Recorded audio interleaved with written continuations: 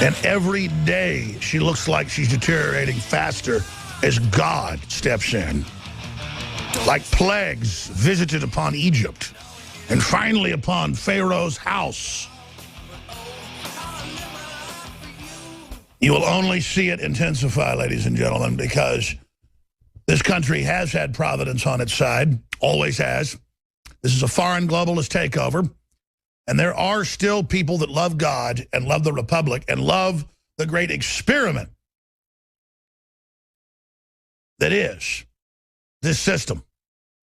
And so, as I say every day, it was the best of times, the worst of times. We have a dichotomy in front of us, in our hands. We have a parallel system. We are at that proverbial crossroads right now. And the rigging of Donald Trump speeches where they cut live feeds when he talks about Hillary being a communist Chinese agent, or he talks about Hillary being the founder of ISIS, which is a term I coined. I'm quite proud of that, which she is. I wouldn't call her the founder of ISIS if she wasn't the founder of ISIS. Look it up for yourself. And so now we have more videos of her on the podium, at the stage, suddenly not knowing what planet she's on. Talk about judgment. But before we celebrate too much, and I don't normally celebrate people's ailments, but it's like God, cursing Herod or something for the things he's done. I just don't want this great evil to be in full control of the nation. But at the same time, imagine her in the Oval Office as she degenerates and rots in front of everyone, what she'll pull and what her handlers will pull. I mean, this is a very satanic move by the elite to put this witch in power. We'll be back. It is Tuesday, the 9th day of August, 2016. We're only 91 days out right now from the 2016 presidential election that is undoubtedly the most important election in this nation's history. Hands down, it's not debatable. Whether you're talking about total control of the Supreme Court, or whether you're talking about the future of our borders themselves, or the fact that we're going under international, multinational, unelected trade boards established by private corporations. The all-out attack on language, the all-out attack on the family, the all-out attack on normal human activity and agrarian farming activities.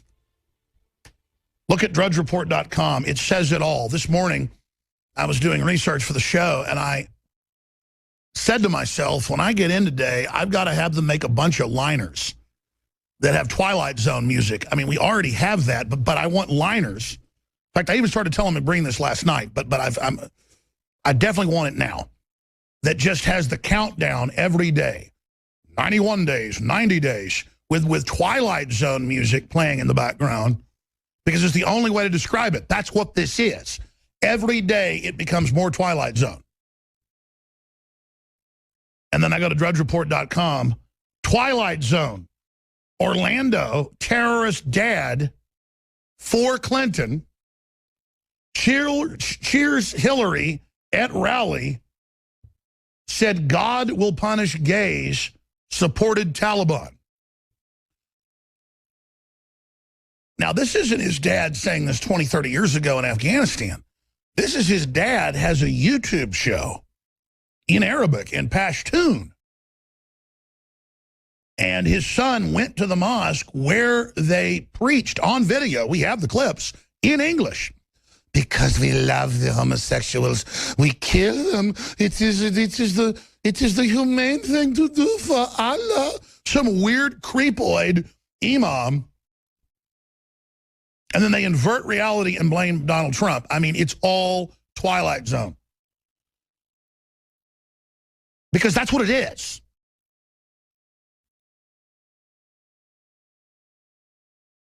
And his dad is at the rally with this big yellow sign praising Hillary. Twilight Zone, Orlando terrorist dad for Clinton, cheers Hillary at rally, said God will punish gays, supported Taliban.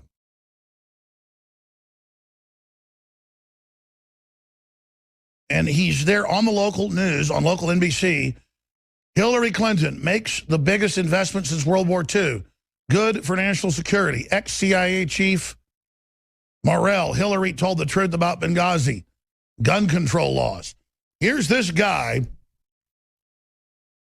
with his whole family running refugee programs, the father-in-law of the shooter, remember, the Pulse nightclub, 50-something dead. And then you never even hear apologies out of this guy's mouth. And then he's in an Orlando suburb at a Hillary rally. But wait, it gets worse. Infowars.com shows video of Hillary with only 171 people turning up for her rally in Florida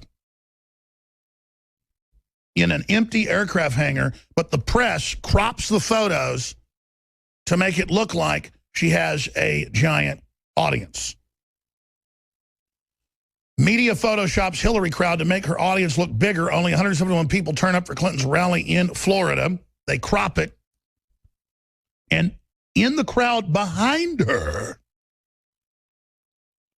is Sadiq Mateen, father of Omar Mateen, the Pulse nightclub mass murderer, who has nothing to do with Islam. Oh, look, Al-Qaeda just hit again. Oh, look, ISIS just hit again. Yesterday, hundreds killed in different suicide bombings in the Middle East and Central Asia. And it's like, oh, ISIS hits again? That's the group that has nothing to do with Islam.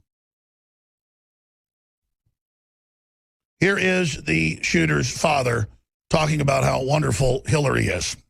Hillary Clinton speaking to a crowd in Kissimmee, just south of Orlando. Supposed to be talking jobs, but started off paying tribute to those affected by the Pulse nightclub shooting. And I know how many people, family members, loved ones, and friends are still grieving. Notice the man right behind Secretary Clinton with the mustache and wearing a red hat. That's the father of the Orlando shooter. Just hours later, by chance, we ran into him at a rest stop on the way back to West Palm Beach. Clinton is good for the United States versus Donald Trump. He wanted to do an interview and showed us a sign he made for Hillary Clinton. So tell us why you wanted to stop and talk now. Hit pause. Just stop.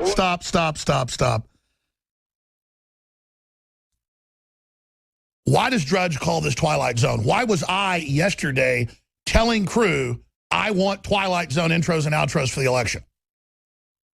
And I want to be able to tailor them every day that has new weirdness that's going on, new bizarreness, and then finally have a big compendium one that's like 10 minutes long right before the election of just all the insanity. On day 91, this happened. On day 90, this happened. On day 90 or 89, this happened. On day 91... the Orlando mass murderer Islamist's dad shows up for Clinton, and it only gets weirder from there. Just like Khan.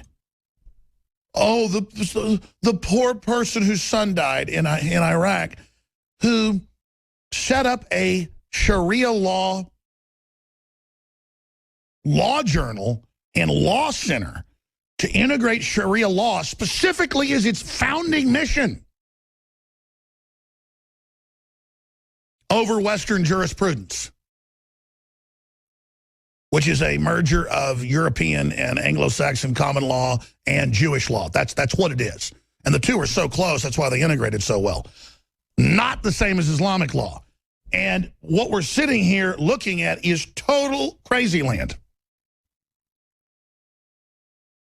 I mean, we are overrun. I used to hear 10 years ago by people, they're putting Islamists in at the FBI and CIA and NSA and the military, and they're putting them in as police chiefs all over Europe, and they're going to take over with them. I'm like, oh, shut up. I know there's a lot of radical Muslims and bad stuff over there, but we shouldn't be stirring them up, and we shouldn't be over there. And, you know, just is all exaggerated to take our rights away. I didn't know that they were actually setting them up to basically take over and be the enforcers and henchmen, because they'll just go blow themselves up or kill themselves for the establishment anytime they're given an order to do it. The liberals have finally found their army. And, of course, they're not liberals. And then indicative, emblematic, archetypal, illustrative, declarative, underlining, emblazoning, spotlighting the rotting establishment is Hillary in bozo land. There's a new video we're going to get to after the break of her on the campaign trail just totally forgetting who she is, and just like my grandmother, who's 91, until about a year ago, was always there. Sometimes you'll go visit her, and she'll just suddenly, for about a minute, not know who she is. And then suddenly she's right back. Hillary Clinton is now doing this on TV everywhere she goes and stumbling around and looks like a bag lady. She doesn't just look old. I wouldn't care if she was 70 years old and knew what she was doing, 80 years old. It's that she is doddering. Phyllis Schlafly, at what, 90 years old, is more together than Hillary Clinton when you see her give a speech. Her body's frail, but her brain is still 95% there. Compared to the incredible intellect she was, she's now just an intellect, a strong intellect. Hillary is gone. Ain't there, ladies and gentlemen, whacked out of her brain. And you can tell she's on drugs, speed, you name it. That's why she can get charged up and just be all angry. That's why she can't have press conferences. That's why she's like, I'm sorry, I got short-circuited. Oh, Benghazi. I mean, her first press conference in a year. And then you've got this guy who doesn't even have any shame. Here's the big issue. Omar Mateen's daddy, Sadiq, the famous Taliban jihadi brought over here by the CIA in the late 1980s. This is all, he's driving around his Mercedes, his modern Mercedes, and getting out of his $85,000 car to hold up his Hillary sign. What on earth is going on here? Orlando terrorist father cheers at Hillary Clinton rally, calls for gun control, when his son had a Homeland Security clearance in legal guns. I mean, under his system, under his beliefs, I'm skipping the break. Under all of that, network break, I can do it.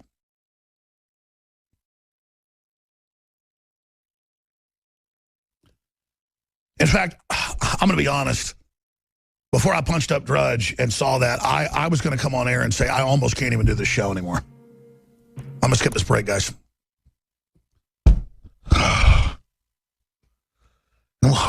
We'll go out with the next segment with Twilight Zone. Because it's getting so crazy that it's almost like even sitting up here on air and laughing at all this and playing videos and saying what's coming next almost turns us into sick spectators who are tied down watching little demons eat our toes off.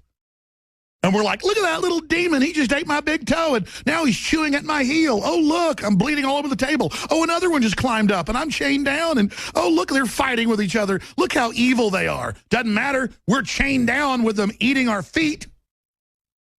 Now they're metaphorically climbing up with sewing needles and jamming them in our eyes.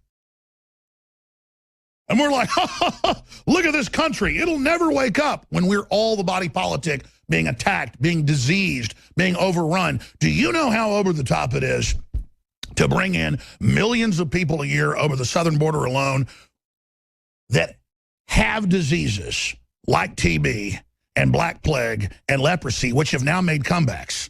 They were eradicated. Black Plague, bubonic plague, wet leprosy. It's now, they're having to set up leper colonies in Texas and Florida. And the CDC tries to keep them quiet, but they're there. Leper colonies, boys and girls. they'll let people in, and there's the Border Patrol, their gloves and their masks, because I've talked to them, and then this is listed in literature. They're like, oh, this guy's got wet leprosy, nose rotting off. They don't give him medical treatment. They let him in. But forget leprosy, that's still rare. Drug-resistant TB, where the antibiotics that might be able to control it, not get rid of it, cause liver failure and kidney failure in most people within 2 or 3 uses. They're taking them and putting them in high schools and middle schools and elementary schools and colleges all over the country and not even testing them. Oh, but don't worry. The high schools and colleges want to make you take 50-something vaccines, including meningitis vaccines that have been linked to all sorts of medical problems. That's okay. And upwards of 22% of the refugees have TB now. That's Associated Press. And they don't even test them. That'd be culturally rude, because then what will we do with you? No, come here, Akeem, Ali, whatever their name is. Come here and sit right down next to little Jenny. Why? Why? Why? Because they're at war with us, ladies and gentlemen. The globalists are bringing down the West as we speak. The bare minimum is you would give treatment to these poor souls, like they did at Ellis Island. Statue of Liberty. Oh, you got to come in, but you got cured of your disease first or shipped back. Give me you're tired, you're hungry, you're diseased. So, this is the arrogance. Let's back that local NBC newscast up, and I'll, you know, at least they saw the horror and the bizarreness of it. National media is like, well, see, he cares. He wants gun control. He's sorry for what his son did. No, he's not. He's there as a jihadi who has his own YouTube show, who pushes Sharia law and everything that the imam that his son followed was saying. And it's outrageous that the media never made an issue of his dad. And why hasn't he been deported? Deport his Taliban butt. Oh, no, that would be mean. So now he's so arrogant and on such a power trip because, you know, Trump's 15 points behind now. Why not make it 20? If we can put the graph back there. Why not say he's 3,000 points behind? You could only be 100 points behind. Folks would know that was impossible, though. So they're going to tell you, oh, Trump's 15 points, 12 points. Why Fox News has had the little coup now where they got rid of Roger Ailes, so they're not even going to have scientific polls there. They have their new news director on this morning, and he was saying, oh, yes, there's a lot of fake polls that show Trump neck and neck, but the real polls show her about 12 points ahead, and that's where she's going to win.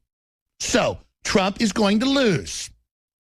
And Hemmer and the other anchor were like, okay, well, thank you for that information. So we put up our new poll here. This is the new Hillary Clinton poll, MSNBC poll. Another new poll shows that she was 10 points ahead.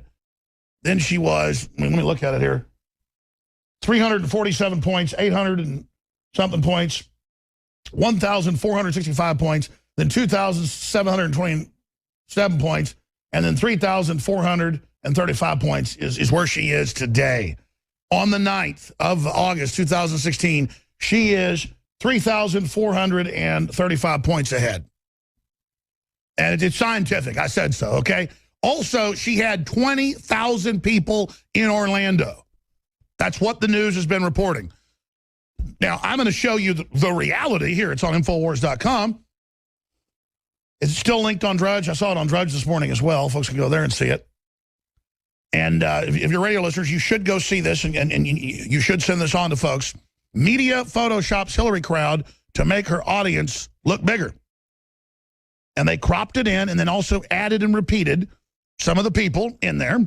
And why not? I mean, they're fighting an evil racist, so it's okay. Why not just beef that crowd up, crop it and beef it? In reality, look at that. No one.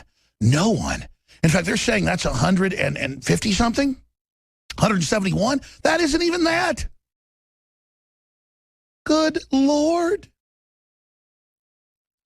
This is what she has all over the country, where Sanders would have 5,000, 20,000, 30,000. She would have 1,000 max.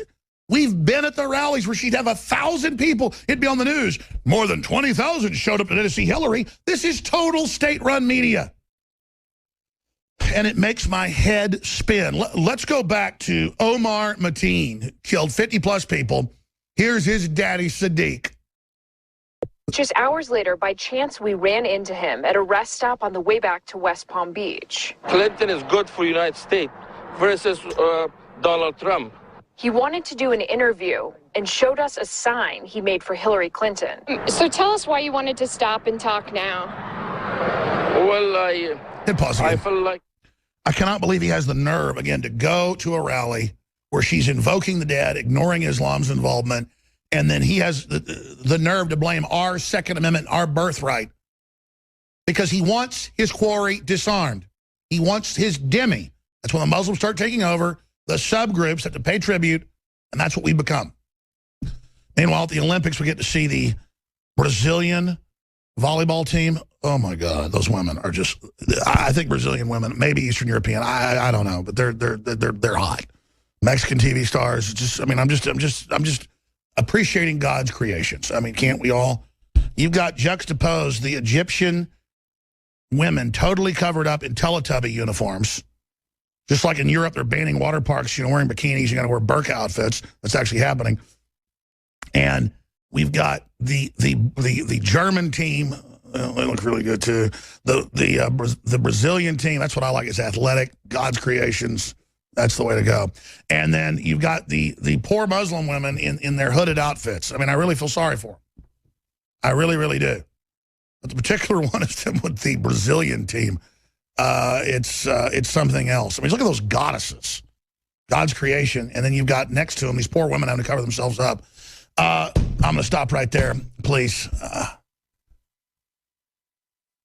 Let's go back to Mr. Taliban, who has his own YouTube channel, his own YouTube show, agreeing with everything basically his son pushed. Here it is. Why I stopped to talk to you?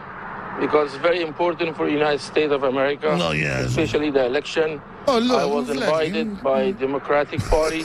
Just like a come support Hillary, just a regular chain email or a personal invitation?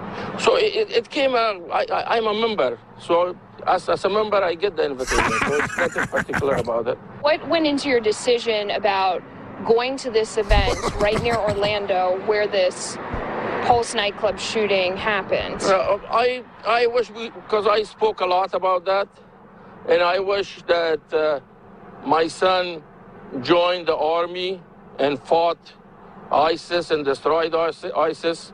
That would be much better. Did Hillary Clinton's campaign know that you were going to that event and sitting right directly behind her? It's a Democratic Party, so everybody can join. Do you think that some people will be surprised to know and to see that you were there in Orlando or near Orlando? Why they should be surprised? We'll be back. We'll be back. We're gonna. It's just I can't handle it. Oh my gosh, I just can't handle it anymore. I mean, these people are crazy. Imagine being the mainstream media and basically going to meetings with the Attorney General at the time, Eric Holder. We're at an RTF banquet, national meeting. It's on C-SPAN. And he gets up and he says, listen, it's not enough to just sometimes go after the Second Amendment to repeal it. I want you to hammer it every segment constantly. I want brainwashing. I want brainwashing. And you fast forward to today, that's why, and I keep going back to this because it's so central, and I'm going to put a special report together on this, showing Gruber and showing the State Department head spokesman we played yesterday and all these others, Gibbs and others, where they just make jokes about, yeah, we lie to the filth, and they're so stupid, and it's so much fun to screw them and triple their prices. Oh, we've got some young college kids here learning about truth and justice and democracy.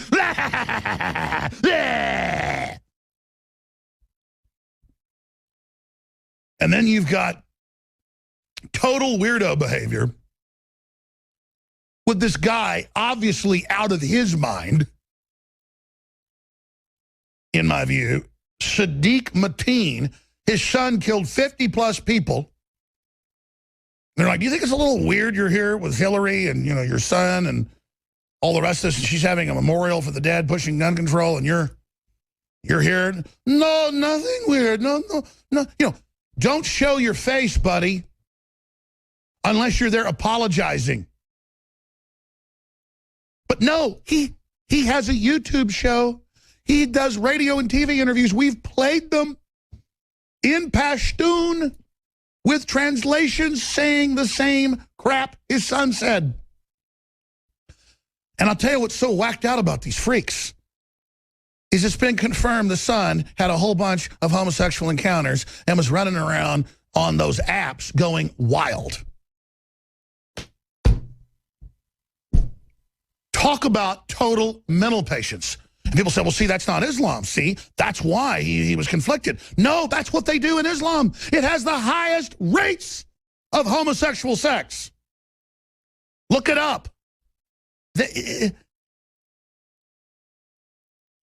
Do people know that Islam pushes that black people aren't humans and calls them raisin heads? And I don't want to get off on some jag about Islam. I knew all this stuff 20 years ago. Okay, but I wasn't wanting to have a clash of civilizations. I wasn't wanting to go down this path. I know a lot of these people just want to reform. And, you know, Christianity and some of its past has been barbaric as well. People have used it, misappropriated. I get it, okay? But the brand of Islam we've got running us over right now is super screwed up and incredibly oppressive and illiberal. Anti-liberal. And I just want to indict the Democratic Party, and I want to indict all of you that are apologists for Islam, because you really are bad people. And they're so arrogant and so disconnected. As far as I could look, maybe I'm wrong, but weren't there national issues that Omar Mateen's dad, Sadiq, never really apologized? Kind of like in this newscast on NBC Local. In Orlando. He's come down from New York for this. And he's there. He's not even from there, last time I checked. And he goes, oh, I wish he wouldn't have done what he did. I wish he would have gone and killed ISIS instead. That would have been better. So some half-ass apology, excuse me, I don't want to use French here, I apologize. I was kind of having a Hillary moment last time when they said, hey, boss, are you mad or something? Because you had your head down. That's what I do when I get, and I'm like, no, I do not know how to respond to this anymore. I have hit a wall with weirdness. Hillary obviously is completely insane. She obviously has trouble standing straight up. She comes back to debates late. She looks like she's wearing a diaper. You know, because she's going to need one. She reportedly is having seizures like on the hour, and then you soil yourself. I'm not knocking folks that are in that position. I'm just telling you, the First Lady is either wearing bulletproof underwear or she's got a diaper on, which shows she's incontinent. And what a symbol for us, a mentally ill, deranged tyrant who's wearing a crap-filled diaper, who's having seizures constantly, and the media is trying to hide it. And then calling it right-wing BS that she's sick. Look at Bill Clinton. Look at photos of him in full light. He looks like a dead body. I've seen dead bodies. I've had dead family members that are 80 years old look better than that. And that's when they've been dead for 3 days. I don't know what to do at this time. And then they're photoshopping everywhere. Just like we said, we can't find Hillary supporters unless I go to the rich part of town, a very small called Terrytown in Austin, and you'll see some of her signs. That's it. There are Bernie Sanders stickers everywhere in Austin. There are Donald Trump stickers all over the place. There are more Bernie. You go outside Austin, there are Donald Trump stickers all over the place. We go all over the country. Donald Trump, Bernie Sanders, everywhere. Hillary, nowhere. The exit polls show it. She stole the nomination. We already know all this. That's what's so crazy about this. We already know this. And so all they're doing is positioning us now with a whole spectrum of polls that they've never done it like this. AP, Reuters, you name it. Where Trump, even with fixed methodology, went 10 points ahead on her. 10 points. And they went, whoa. Changed the methodology, sample 15% more Democrats than Republicans. Shoot her ahead, not even 12 points. In fact, some polls show them, even the new Reuters poll shows her only 3 points ahead. So they are panicking because that means Hillary must be down at like 25% or something. Almost every blue-collar Democrat I talk to goes, I'm going for Trump. I'm sick of Hillary, and I'm sick of the Bushes and the establishment. And most of them wanted Sanders. Sanders was the real candidate. That guy could have been president. In fact, I'll be honest with you. As much as I disagree with Sanders' endgame and what he wants to do at the end of the road, I've looked at the real demographics. I think Bernie Sanders would have beat Donald Trump in a head-to-head real election. I just tell it like it is, folks. And I study. And a lot of people, insiders, agree with me. Bernie Sanders, America's gone socialist. America's got major problems. But at least they're trying to go after the big bankers. At least the socialists get that there's a super rich that's screwing everybody. But they think it's class warfare. They think free market's the problem. It's a rigged market that's the problem. But we talk to Sanders people all over the country. You've seen countless interviews we did with them. Well-spoken. They know the issues. We talk to Hillary people, the ones we can finally find. We weren't trying to find people. Mark Dice isn't trying to find people that are mentally retarded. That's who her supporters are. Or they're really polished, slick con artist types. And, you know, you're at the bar with them going, yeah, so I just hope we get all the guns. I hope she bans them. Oh, I met with her. She's got to, you know, con everybody. But as soon as we get in, we're taking them. Oh, cheers. Oh, you like my, you know, Versace purse? It's 20 grand. Oh, yeah. Let me go out and get my brand new Mercedes or BMW. So if you go to drudgereport.com, it's also up on Infowars.com. You can see the photos and the Photoshop right next to it. And again, this is all just part of the rigging. Doesn't matter. Infowars is getting 100% more traffic than we just got 6 months ago. Doesn't matter if we're getting over 100% traffic from 6 months back, what we got the year before. Doesn't matter if we're exponentially growing and have seen 300% growth the last 2 years. 300% growth in IP addresses coming into Infowars.com, not to mention all our other platforms. 300% conservatively. And do you know, and everybody can see it. I mean, just look at Infowars everywhere. And then you go to Amazon's Alexa.com and it says we're down by 80%. Oh, and so is Drudge. It'd be like Cassius Clay knocking somebody out in the second round, and then they say Cassius Clay lost when the guy he beat is bleeding on the ground. And you say, well, at least we've got all the traffic, and they're going down, we're going up. The first thing they do is start minimizing you and cutting off your funding so that advertisers don't want to come to you before they send the government and the regulators after you to shut you down. And that's what they're already doing and saying they're going to do. So here's the deal.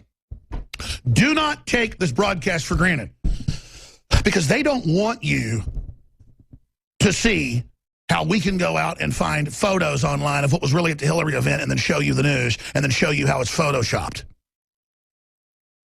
They don't want us to get a local NBC reporter that slipped through the cracks and actually reported that this jihadi was there. And they don't like that Infowars takes it one level. The White House has even written about this. Media Matters, that's who runs it.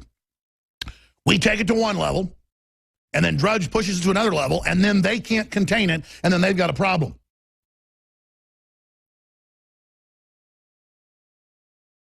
And see, then she'll lose another 5 points from this. She'll be down at 25%. Now they've got to jack polls even harder. Now, what happens on election night when 80% go in for Trump and then people are there exiting and everybody's for Trump? Oh, and then Trump's going to challenge it, isn't he? Let me explain something to you. And I know most of our listeners know this, but Hillary Clinton as the nominee should have 10,000 people per event, even in small towns. Trump is having 50 to 75,000 in big cities, and he should. I used to go hear Ronald Reagan speak, and it'd be like 100,000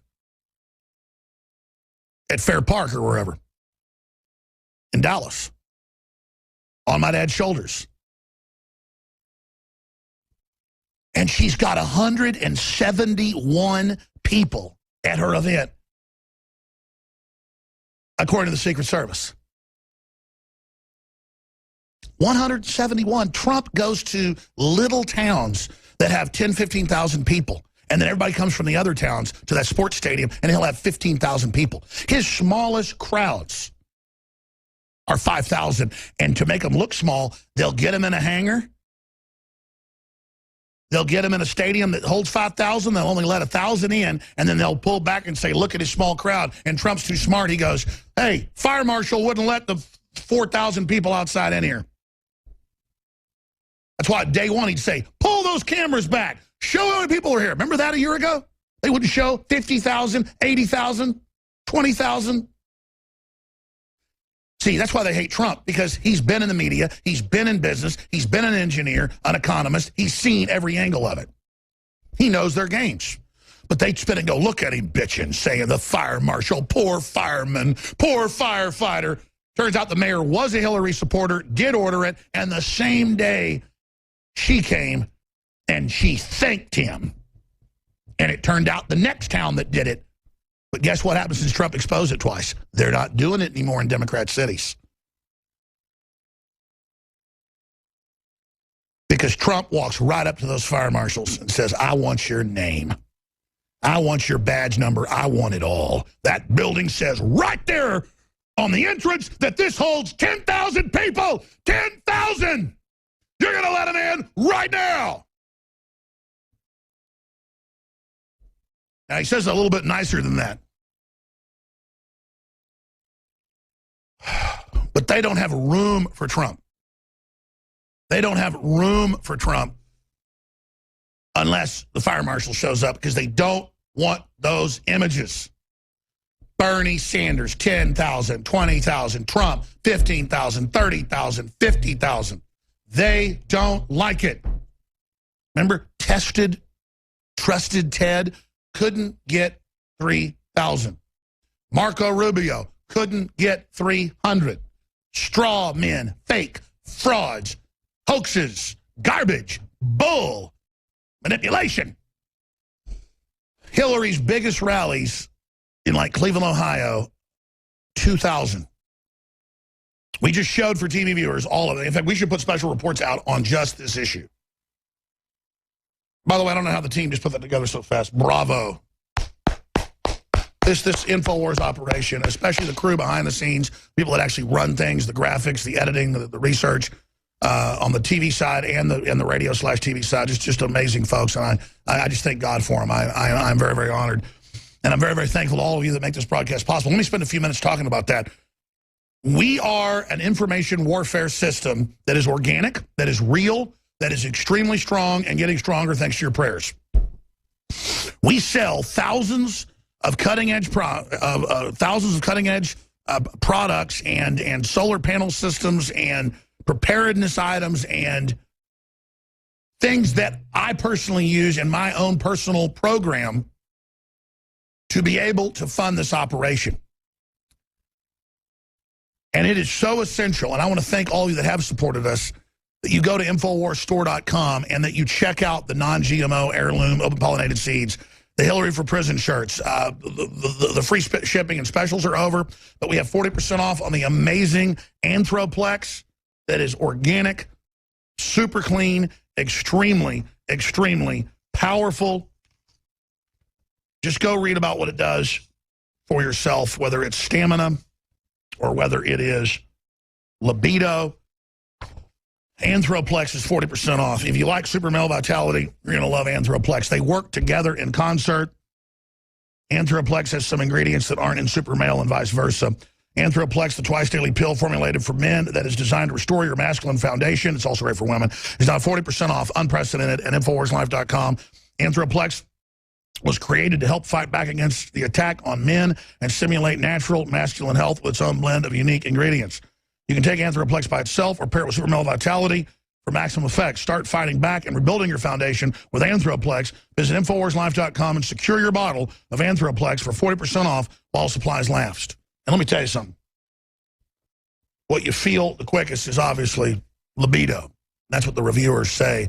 We don't pitch this as that, but I've told the story before. I mean, when I was 40, I went to the doctor, had a big physical, all this other stuff done, and I guess this is what the doctors do. They said, hey, you want a prescription of Viagra, a prescription of Cialis? And I was like, I don't really need it, but sure, I'll try it out. Tried it out. Really, I just don't need it. Nothing, for me personally, nothing like Super Male Vitality. Same thing with Anthroplex. I mean, big effect, but it takes a day, and it's just in general. It's amazing. We're back live. Joe Biggs is coming up in about 40 minutes. He has been to countless Hillary events, Trump events, you name it. And of course, I don't just believe Joe. Everybody knows this. It's a fact that you've got to get Secret Service clearance specifically to sit behind Hillary. And that those people are vetted. It's why a lot of times they're all wearing the same T-shirts or whatever, because they're from a group. Omar Matten's daddy gets up behind Hillary in the Orlando suburb. Sadiq Matten's gets up there, and he says he's proud of it. He says that, there's no reason he shouldn't be able to do this. In fact, we're going to go back to that part and play that in a minute. Sadiq Mateen. And now they're saying, hey, that is crazy. That is insane. We didn't invite him up there. We didn't put him behind Hillary. This just shows how disconnected from reality these folks are. Joe Biggs is going to be giving us a detailed report later in the next hour. But you're a veteran of this, Joe. You've been through this many, many times. I know you've tried to get behind Hillary. I guess we'll let folks have a little secret so you could unbutton your shirt and have a Hillary for prison. That stunt never worked. We'll just reveal that now. But this new lie that they didn't let him in, that's certainly a fraud, isn't it? Yeah, it's complete and total BS. I mean, I've registered for her emails, her updates all the time, and I get an email saying, hey, there's going to be a Hillary event, there's going to be a Bernie event, a Trump event, so forth and so on, and it's free and open to the public a lot of times. And yes, you can go, but you have to look at the placement of where Sadiq Mateen was. He was standing directly behind Hillary Clinton, which means that you've got to be properly vetted to be able to be back there. Now, that usually goes to donors, people who spend a lot of money towards her campaign, and have some kind of, it's like a perk for doing that to be able to stand there. So when I go in to cover these events, you already see that crowd behind the podium already full. It's already been selected by, the certain people that they want to have there. So for them to come out, the DNC, for the Clinton campaign to say, we had no idea that he was going to be there, he wasn't invited, well, that's just a plain lie. I mean, that's something that we've got to get used to with the Clintons. It's going to be a lie. But, I mean, look at this. Look at the kind of people she keeps in her corner. You have the Khans, a guy who wants to have Sharia law above all. And then you have Sadiq Mateen, the father of Omar Mateen, who went out and killed a whole bunch of gay people. And he does TV shows, basically. Yes, in California. It's a pro-Pashtun show that is watched by many Pashtun Afghanis and Europeans around America and throughout Europe. Well, I'll tell you what. Get us all that information, all that material together. We're showing it on screen right now. And come in later in the next hour. Let's do a whole report on this so we can get this out to everybody, Joe. Thanks for pointing that out. Roger that. And Joe's got the footage of him trying to, get obviously into that group. And it's already pre-planned. It's part of the campaign. It's organized by the campaign. And the fact that they're in the news denying it is incredible. Now, I'm going to get to some more of the interview he did with NBC where he doesn't think there's a problem him being there. We're also going to show some video that I should get to now. This is a new video of Hillary having a momentary blackout and dizzy spell. Another video to add to all the other videos. Here it is. about health care. We need to make what we've got work really well and improve it and get the costs out of an upward spiral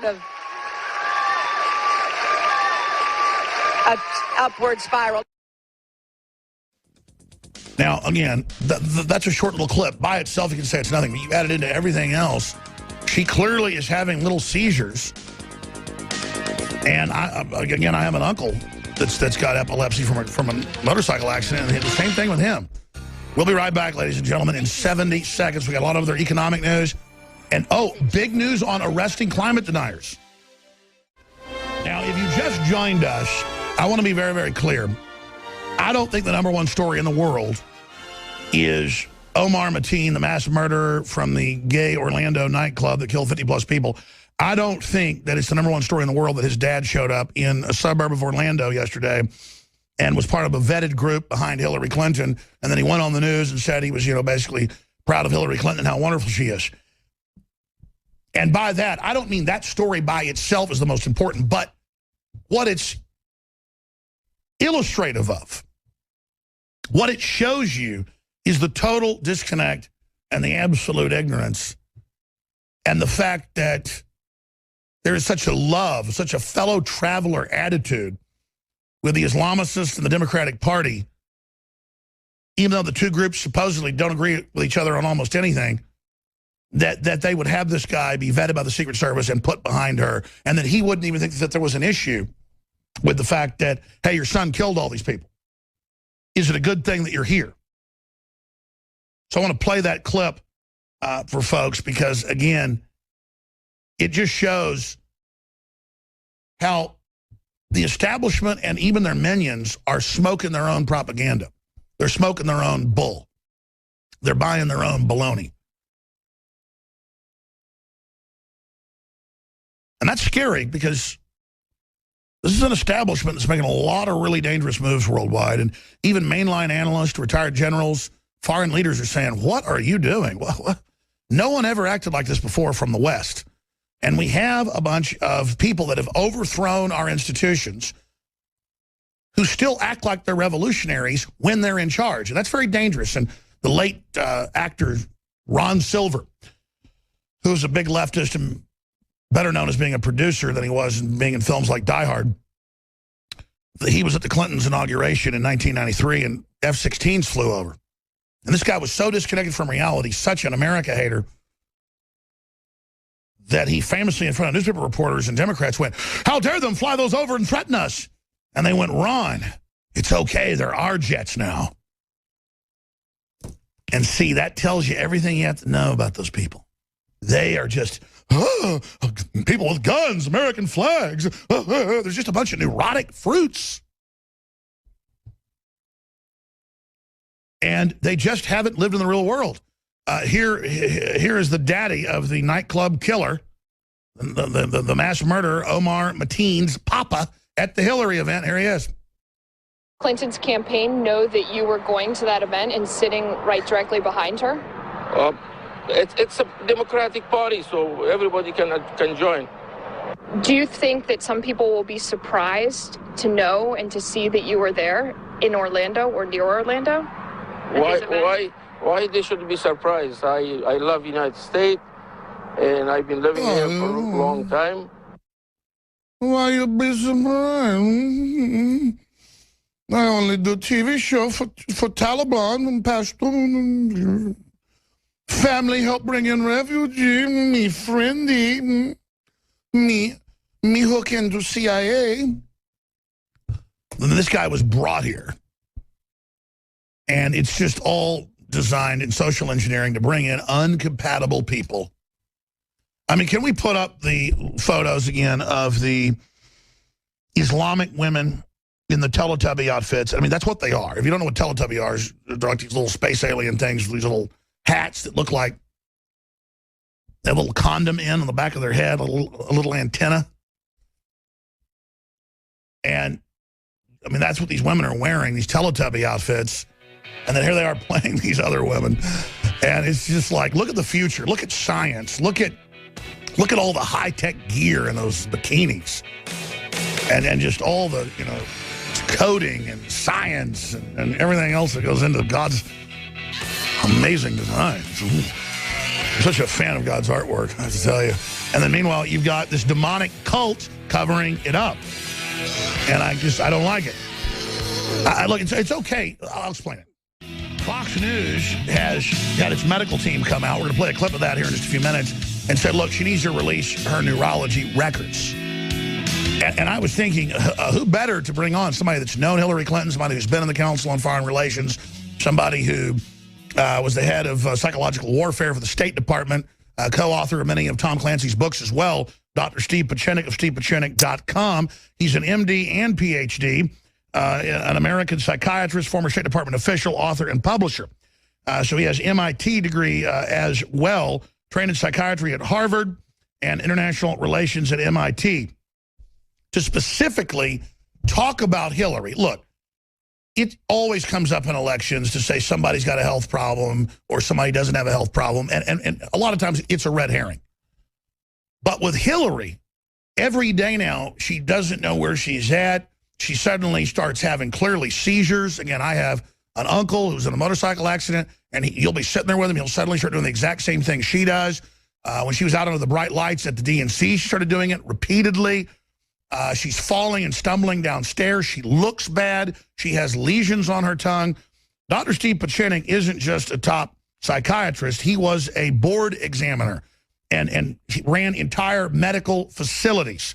And so he was also bringing up the fact that Charles Krauthammer had at one time actually worked under him in one of these programs. So to break all of this down, and Krauthammer's saying there's serious questions as well, is Dr. Steve Pieczenik, doctor, specifically go over your background for folks that may not know who you are, your curriculum background, your letters, and then let's get specifically into what you're seeing with Hillary Rodham Clinton. Number one, my background is I went to Cornell Medical School, received my MD in 1968. Then I went to Harvard in 1971. Became a psychiatrist. At the same time, I went to MIT to receive my PhD in international relations. I became board certified, and eventually I was brought in as a board examiner in neurology and psychiatry. But in my private practice in Washington, D.C., despite also working at the State Department as a DAS under Nixon, Ford, Reagan, Bush, and others, I also treated congressmen, senators, and major politicians. I clearly won't say who. The key issue for me, and why I'm grateful you brought me on the show again, and as you know, you didn't know what I was about to say, and I didn't want anybody to know, but the point of fact is the two physicians, Dr. Siegel and the other gentleman from Mount Sinai, who are on Fox News, were absolutely correct, as was Charlie Krauthammer, for demanding that we have an independent investigation of Hillary Clinton. Why do I say that? Number one, for some time now, she has had a history of seizures. One sees it. She has a hard time going up the steps. She's totally confused. And in one of the most revealing interviews that was done on Fox News, where Chris Wallace repeatedly asked her, did you or did you not commit a malfeasance or a felony with the emails? She just repeated total lies. In my business, given the fact that she's had a history of 3 major concussions, 1998, 2009, 2012, she's been put on anticoagulants. And I will go over her medical record as it was written by her internist, Lisa Bardak. She evidences a serious problem of neurological and cognitive deficit in the brain, be it post-stroke syndrome, or if I said, if you have constant thrombosis in the brain, you have to look for occult tumors. Occult tumors meaning secret tumors that are in the brain, which were biopsied when she was at the Physicians and Surgeons Columbia in 2012 and remained there for 6 months. There's no question in my mind that Columbia Physicians and Surgeons has a mandate to reveal the CAT scans, the MRI, and every test that they had done regarding Hillary Clinton's physical status. Absolutely. So just release it all, and you don't have any excuses to do it, or you're hiding something clearly. Correct. Now, let me go over this, Alex, and I appreciate it, and I want the audience to understand, as most of the audience realizes, I don't usually come on the show unless I have something that I'd like to tell the American audience, which is very, very important. One of the other issues in my world as a psychological operations and intelligence officer and as a DAS, I used to give lectures on presidential health at Fort McNair and West Point. And what I used to go over was how we in the Republic hide the health of our president. And I start with Woodrow Wilson, who had a stroke. And for a year and a half, he was in a comatose state where Colonel House and his wife was running the White House. We can't have that. Secondly, we had FDR, who was a cripple, and the Secret Service made certain that no one took pictures of Franklin Roosevelt as a cripple in the administrations he was in. Then we had a far more serious problem. When I was at Cornell Medical School between 64 and 68, a pathology class was given to us that really revealed the story of an individual who went into surgery at Cornell in orthopedic surgery and became psychotic. Who was that individual? It was John F. Kennedy. Subsequently, we found out that John F. Kennedy came into the White House illegally and in the Navy illegally because he had Addison's disease, ADDISONS, which meant that he had a deficiency and absence of the adrenal gland and had to be given daily shots of steroids, amphetamines, and vitamins from Dr. Feelgood. As a result of that, he became psychotic, inappropriate, and we ended up with the Cuban Missile Crisis because Khrushchev saw exactly what was happening, that we had a totally disoriented, incapable president, and eventually he had to go. Subsequently, we had a problem with Nixon, whom I had worked with not directly. He had stress and had developed thrombophlebitis. He became paranoid as a result of Watergate, and he had to leave. We then had a president whom I worked under, I did not work directly for, who had Alzheimer's. Whether he had Alzheimer's towards the end of his administration or from the beginning is a very serious question. There's no question in my mind that during the Reagan administration, I had been working for James Baker as well as Bush Sr., who was then the vice president. Now we have a case where you have complete sociopathy. You have lies upon lies. There's no question her personality is one of a complete sociopath. Whatever they're saying about Trump right now, that he's sociopathic, he's not capable, he's impulsive, that's all nonsense coming from 50 totally incompetent Republicans whom I know personally and had worked with. Michael Hayden, who's director of the CIA and was the director of the National Security Agency, was nothing more than a political general. In the military intelligence field, as one of my generals once said, he's a moron, and he was not considered the brightest of all. The only man I would respect among all of them was John Negroponte, who was a serious ambassador. All right, so Dr. Pieczenik, again, you have treated world leaders, treated U.S. leaders. That's all on record. So you are an expert of experts. You are sitting here, certified to look at this neurology as an MD and as a psychiatrist, on record, and the former head of psychological warfare for the State Department. So you're perfectly vetted, probably the best person in the world to talk to on this.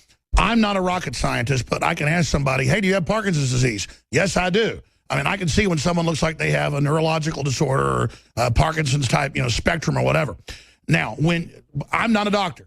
I have no training in it, but I've seen it enough to know what it is. You as a truly educated expert, 6 months a few years ago, disappearing into this brain tumor specialist facility, all the bizarre behavior, her obviously degenerating, acting so angry, looking disoriented, having many seizures, looking at her, just in the videos you see online. If you saw that of a layperson, what would you say is wrong with them? I would say that she has a occult brain tumor, either glioblastoma, or that she has possibly an onset of Alzheimer's disease, which begins as what we would call a subcortical vascular dementia because of thrombosis to the brain. Either way, it has to be ruled out. If she has early onset dementia, which she may well have, which came out in the issue with Chris Wallace and her quick discussion as a short circuit, and then Kane, her vice president, took over. It clearly said to me that Hillary at this point is not qualified physically, mentally, or emotionally to be the president of the United States unless she is given a clean record of health, which I doubt will happen. Now, let me give you exactly what happened. They produced a most cockamamie or a very run-down or watered-down medical history. This is public. Her primary care physician is Dr. Lisa Bardak. I don't know who she is. She's an internist consistent with their position. She's the chairman of the Department of Medicine at Mount Kisco, New York. Now, you're talking about a very small town in comparison to where Hillary was really treated, which was physicians and surgeons at Columbia. And Columbia knows very well, the neurologists there know very well that she was worked up with an MRI, CAT scans, and everything else. Sure, so what they're doing is she's going to some local treating physician, doing a limited thing, not sharing the other medical records from years ago, and then putting that out Correct. As her supposed medical history. Correct. Then she has anticoagulant treatment. Now, is she still on anticoagulant? We have to know that. That means she's bleeding out. She had 3 episodes of concussion that she even documented, 98, 2009, and 2012, where she had to be treated for 12 months. She wore glasses that are called Fresnel prism glasses, which are usually worn by patients who have diplopia or double vision, and they have to be able to see better. And that was shown in the Benghazi inquiry. Yes, sir. What are you seeing when you see her, what looks like as a layperson, a seizure where she seems to not have balance, and then she's been taught to smile and act like it's fun, but people say, are you okay? Well, what you see there is the classical petite mal, which can go into a grand mal seizure. And then what I saw was the gentleman who came by her, the Secret Service, and gave her diazepam, which is Valium, in order to reduce the seizure activity. And that's the key. They're running up, injecting her with what? I guess a depressant to stop the brain activity? Yes, an anticonvulsant medication. She would be on Dilantin and other parts. But here's the issue. The issue I'm getting to is far greater than even Hillary Clinton. It's the problem that we have with the Secret Service, with the FBI and the CIA, and I come back to it again and again and again. I don't wish her illness, but I do condemn the Secret Service for the fact that their only loyalty is to their job and to the President of the United States. It is not to the Republic. They have covered up more malfeasance, more irregularities, and more miscreant behavior. Dr. Pachinik, we'll get into that, and I'm glad that you're making this a compendium, not just about Hillary Clinton. No, that there's a history of this. Sure. There's a history of it. You know Hillary. You've not even really bashed her on this show. You've even said nice things about her. The larger issue, though, is she looks extremely ill, extremely out of it. It's one thing if the president's got a heart problem. It's one thing if they've even, got a cancer that can be treated. But if she looks so angry, looks so crazed, or looks out of it and is reportedly so mean and so rude to people now, I mean, to me, that just is what I've heard about Alzheimer's or dementia, and it shows she's degenerating very, very quickly. I'm just concerned about putting somebody like her in power, I mean, for the obvious reasons. So what do you think should specifically done? Obviously, call for the release of her full medical records. What else? Well, there's call for release of a full medical records. At the same time, I would want Congress to call in the Secret Service to demand exactly what they have witnessed, what they have seen under oath. What are you injecting her with? There should be congressional hearings. Why does a person follow her with a tranquilizer dart? They won't do that because it'll look partisan. But at the same time, I would put a gag order on everyone who's involved in any way in adding ad hominem comments. I mean, the fact that 50 Republican experts, all of whom were neocons, Zelikow, you have Zellick. No, I get it. You don't want political points. You care about the republic. I don't care about the political points. I care about the mental health and the medical health of this woman, and it has to be addressed ASAP. Is she unfit to be the nominee? At this point, yes, unless proven otherwise. Let me ask She you is this, not because qualified to be the president of the United States as of today. She neither has the mental capacity, the physical capacity, as we've seen them bring her up. I interrupted you, Dr. Pachinik. Start over with that statement, because we're going to put this out. Start over. I demand that she have an independent medical, neurological evaluation by people who are neither Republicans nor Democrats to evaluate her mental status and physical status to be the president of the United States. I demand that Columbia PNS release the records on the neurological workup of a president of the United States, potential president. Columbia has a far greater obligation to the country than it does to its patients. The HIPAA law, which ironically was brought in by Bill Clinton, has to be broken because it's a far greater issue than the concern of one individual. We are now talking about the nation state.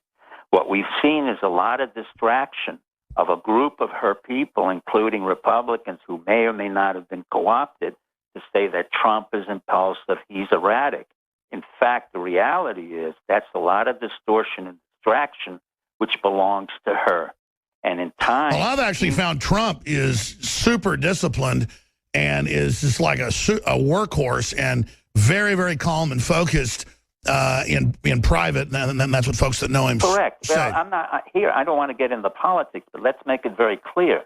There is no history that I know about Trump where he has actually killed individuals intentionally or unintentionally. Her history. Yeah, Trump hasn't gone around and destabilized all these countries and said, Correct. I came, I saw, he died. Correct. Now, we can honestly say her judgment about Libya is in question.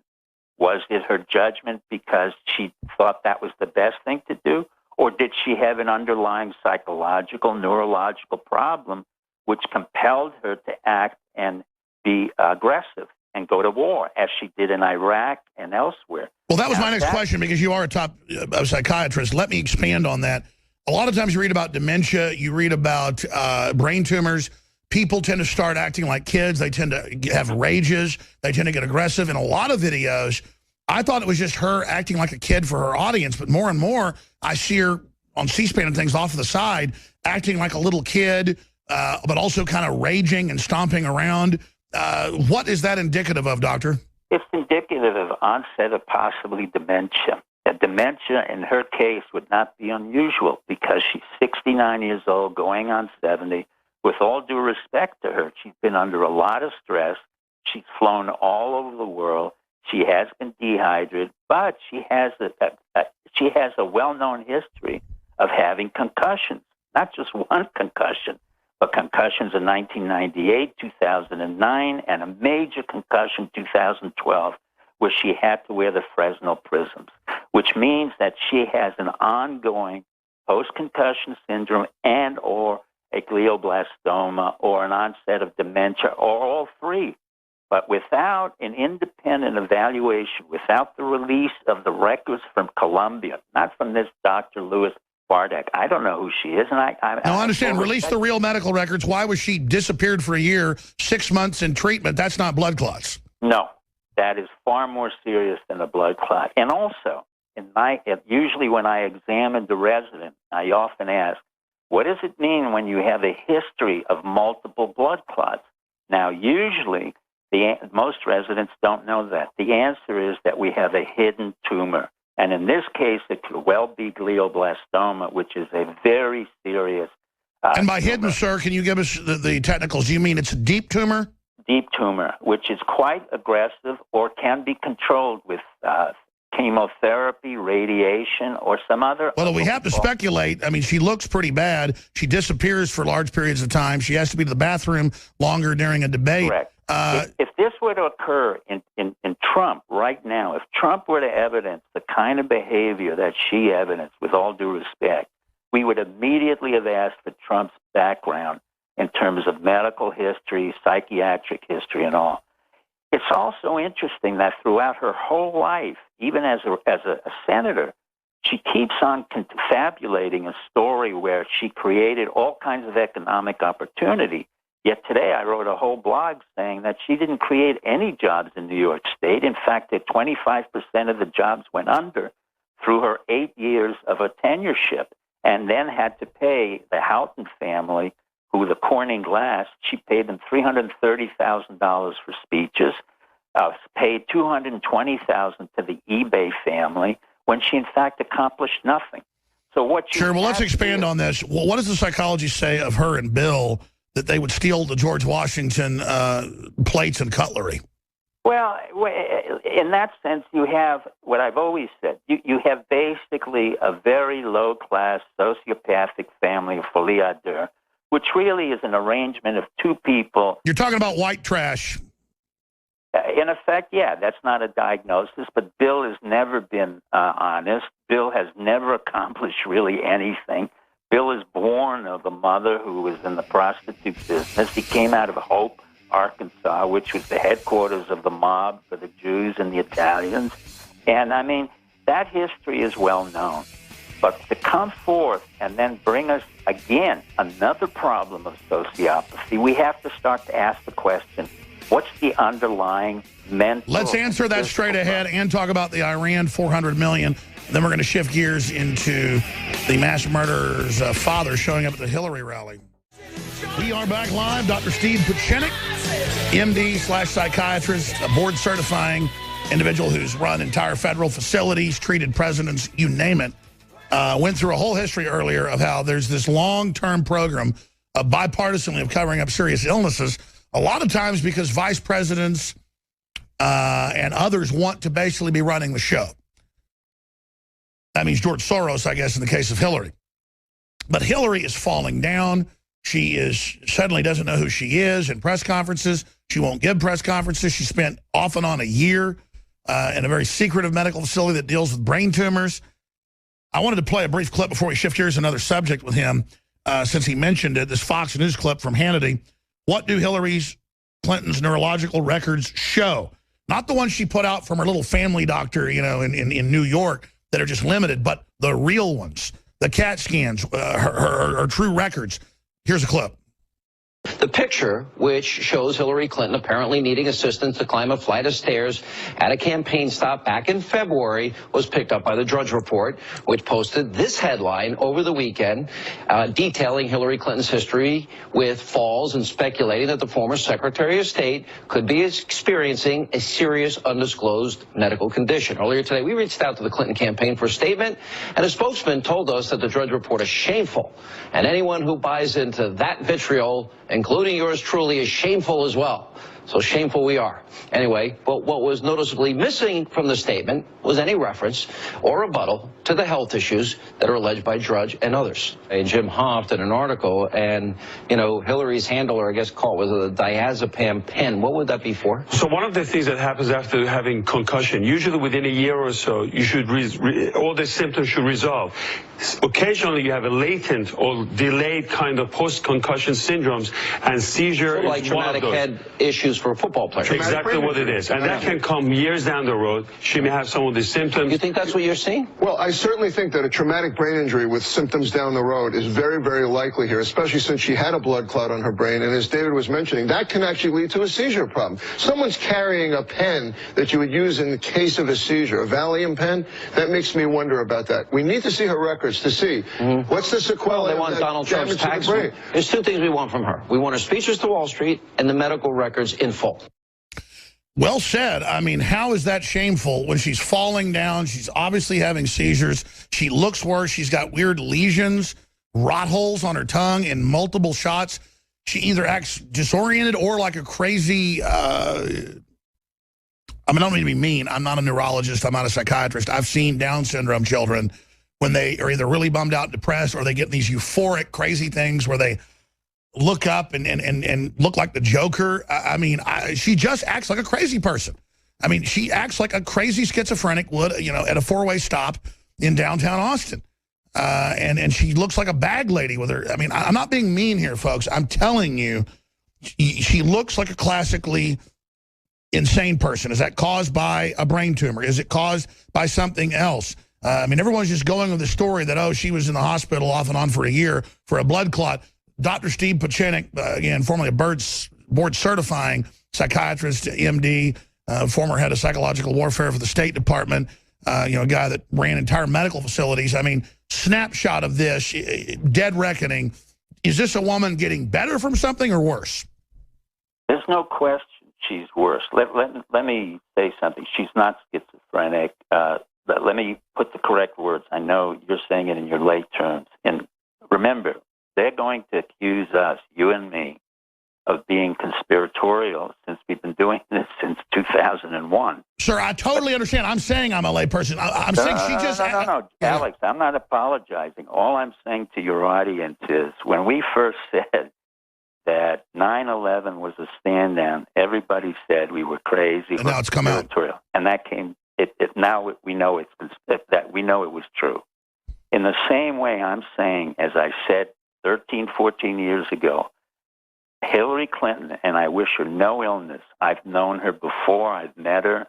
She's a good mother, and Bill Clinton was a good mother to Chelsea. I happen to know that.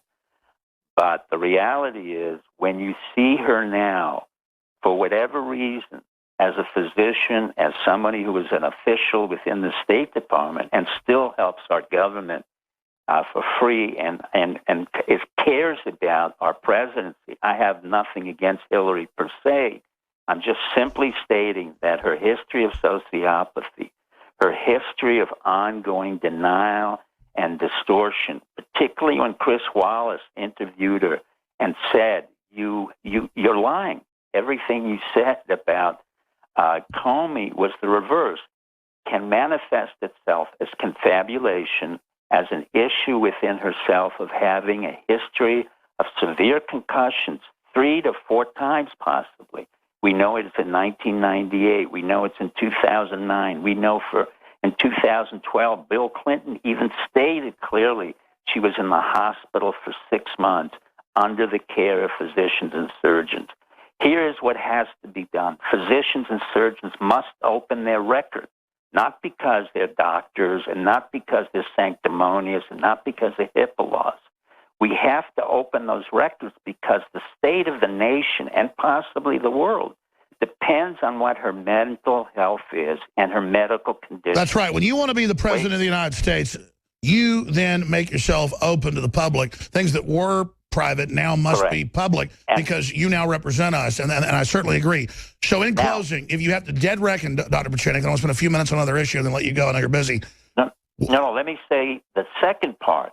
There's no question the Secret Service has to be brought before Congress to assess under oath what they have done and what they have seen. Not one of these things where they remain there for 10 years and then they write their books. That's not going to be acceptable. The Secret Service will be indicted for collusion in terms of creating a problem for the United States of America. Their loyalty is to the people of the United States, not to the presidency. Either they're funded by us and they respond to our request, or we defund them.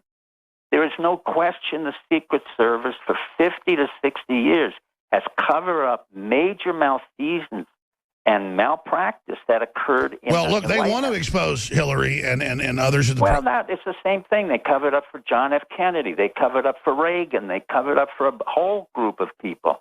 If that's, in fact, what they do, then they are in collusion with malfeasance. No, I hear you. But bottom line, we need to get these documents out. And correct. I mean, I think it's becoming a major issue. And clearly Trump is dead even or ahead in the real polls. They're putting out fake polls.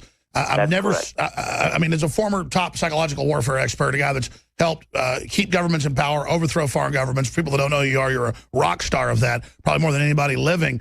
Dr. Steve Pieczenik, looking at this election, just as a media analyst, I've never seen them photoshopping things, delisting Google, dirty tricks against Donald Trump. A, do you agree with that statement? And B, why are they pulling out all the stops? Because they're frightened. And also, this is the modus operandi of the Clinton machinery. They have always been crooked. When Clinton came in the first time around and I worked for Bush Sr., I said to one of my CIA operatives, what in fact happened? How did this guy from Arkansas, who nobody knew, we knew in the State Department that he was receiving money from mainland China. That was in 88, 89. And my CIA operative told me he's been on the payroll of the Chinese and they stole the election. Remember the old Stalin statement. It's not how many people vote or who votes. It's the person who counts the votes. And whether they have doctored the machinery, whether they haven't doctored it, they are completely complicit in malfeasant activity. Sure, well, Doc, know it. Let me tell you this. I can't go see a movie like The Martian. No, it's a waste of time. I can't go see the new Star Trek movie, none of them. Every major action movie or sci-fi movie is how great the communist Chinese are with Politburos, red flags. The Starlet Girl is a communist Chinese colonel. We get our rocket boosters in The Martian from the communist Chinese to save our mission because we're idiots.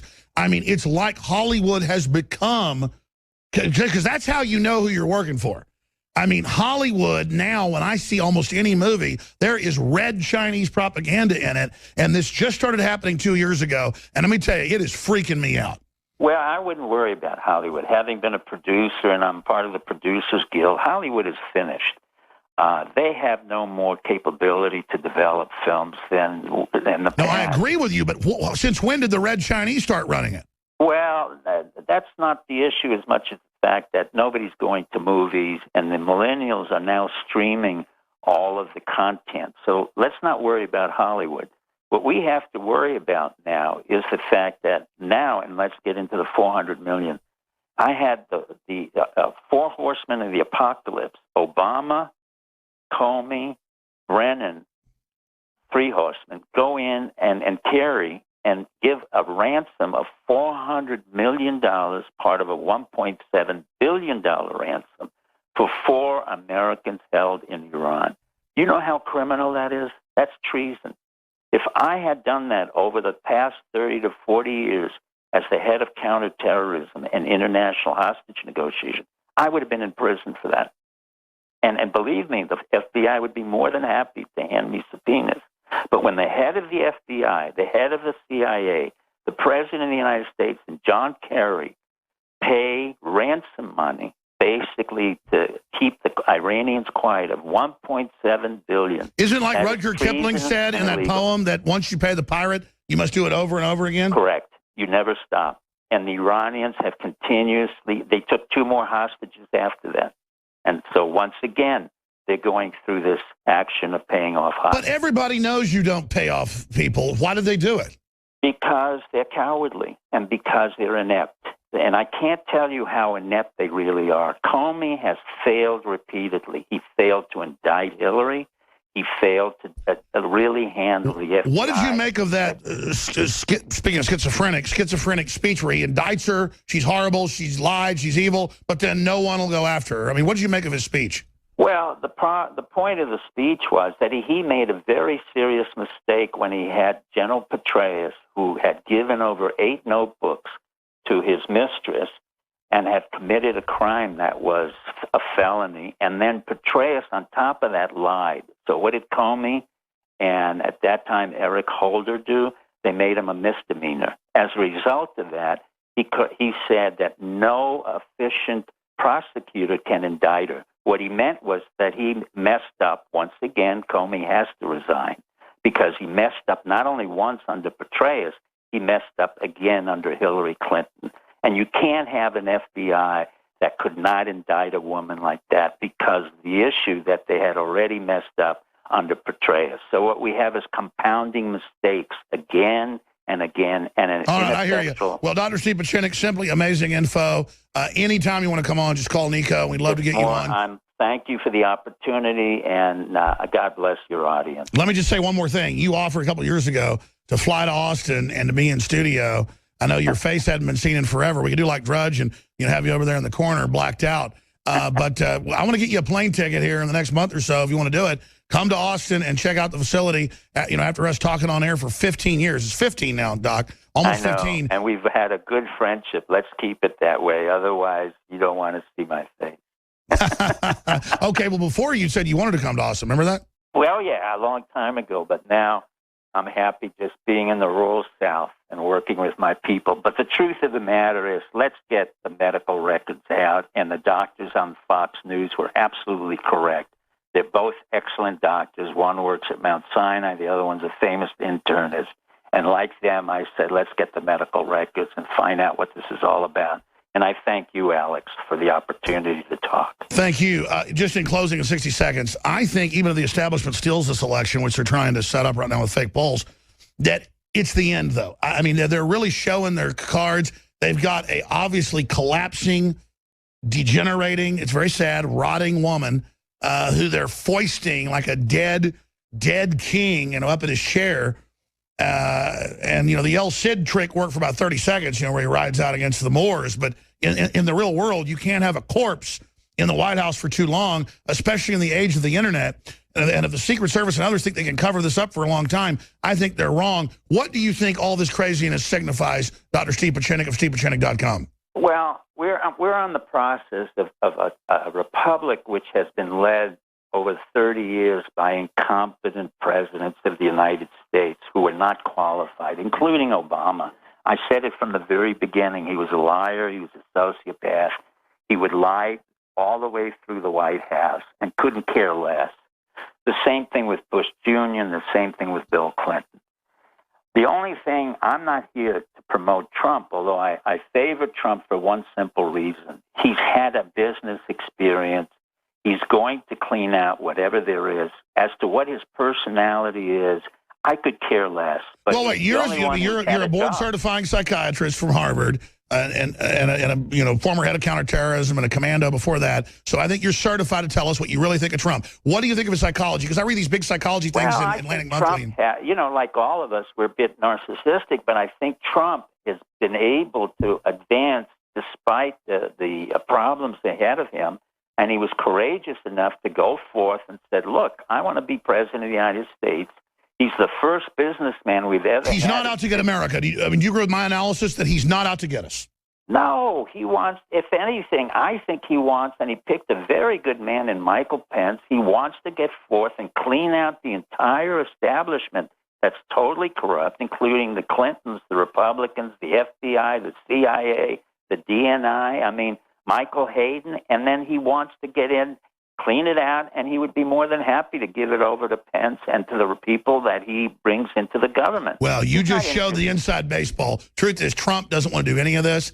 He just wants to fix it and get out and go play golf. That's exactly right. You know the inside baseball, don't you? Because that's the truth. Trump doesn't even want to be president. He just can't sit there and watch this happen. He's doing it simply because it's a mandate that he felt he needed to do and just clean it out. But he's correct. He read Hillary correctly. He read the problems correctly. He stated that we have a rigged election. Bernie, unfortunately, left and was overwhelmed and couldn't continue. Well, they're pretty freaked out because they know, and it's not a secret. I mean, Trump's a listener, been a listener for a long time, and they're really upset about it. Dr. Pieczenik, thank you. StevePieczenik.com, all your great books and material. Let's get you up for an hour soon about the great book about your mom, just from a historical perspective. Thank you, Alex. There he goes. Joe Biggs has got, big news on this mass murder at the gay nightclub showing up at the Hillary rally. I don't get up here and attack Hillary as a dirty trick to say she's obviously completely ill. I mean, you can look at her. She looks like she's in bad shape.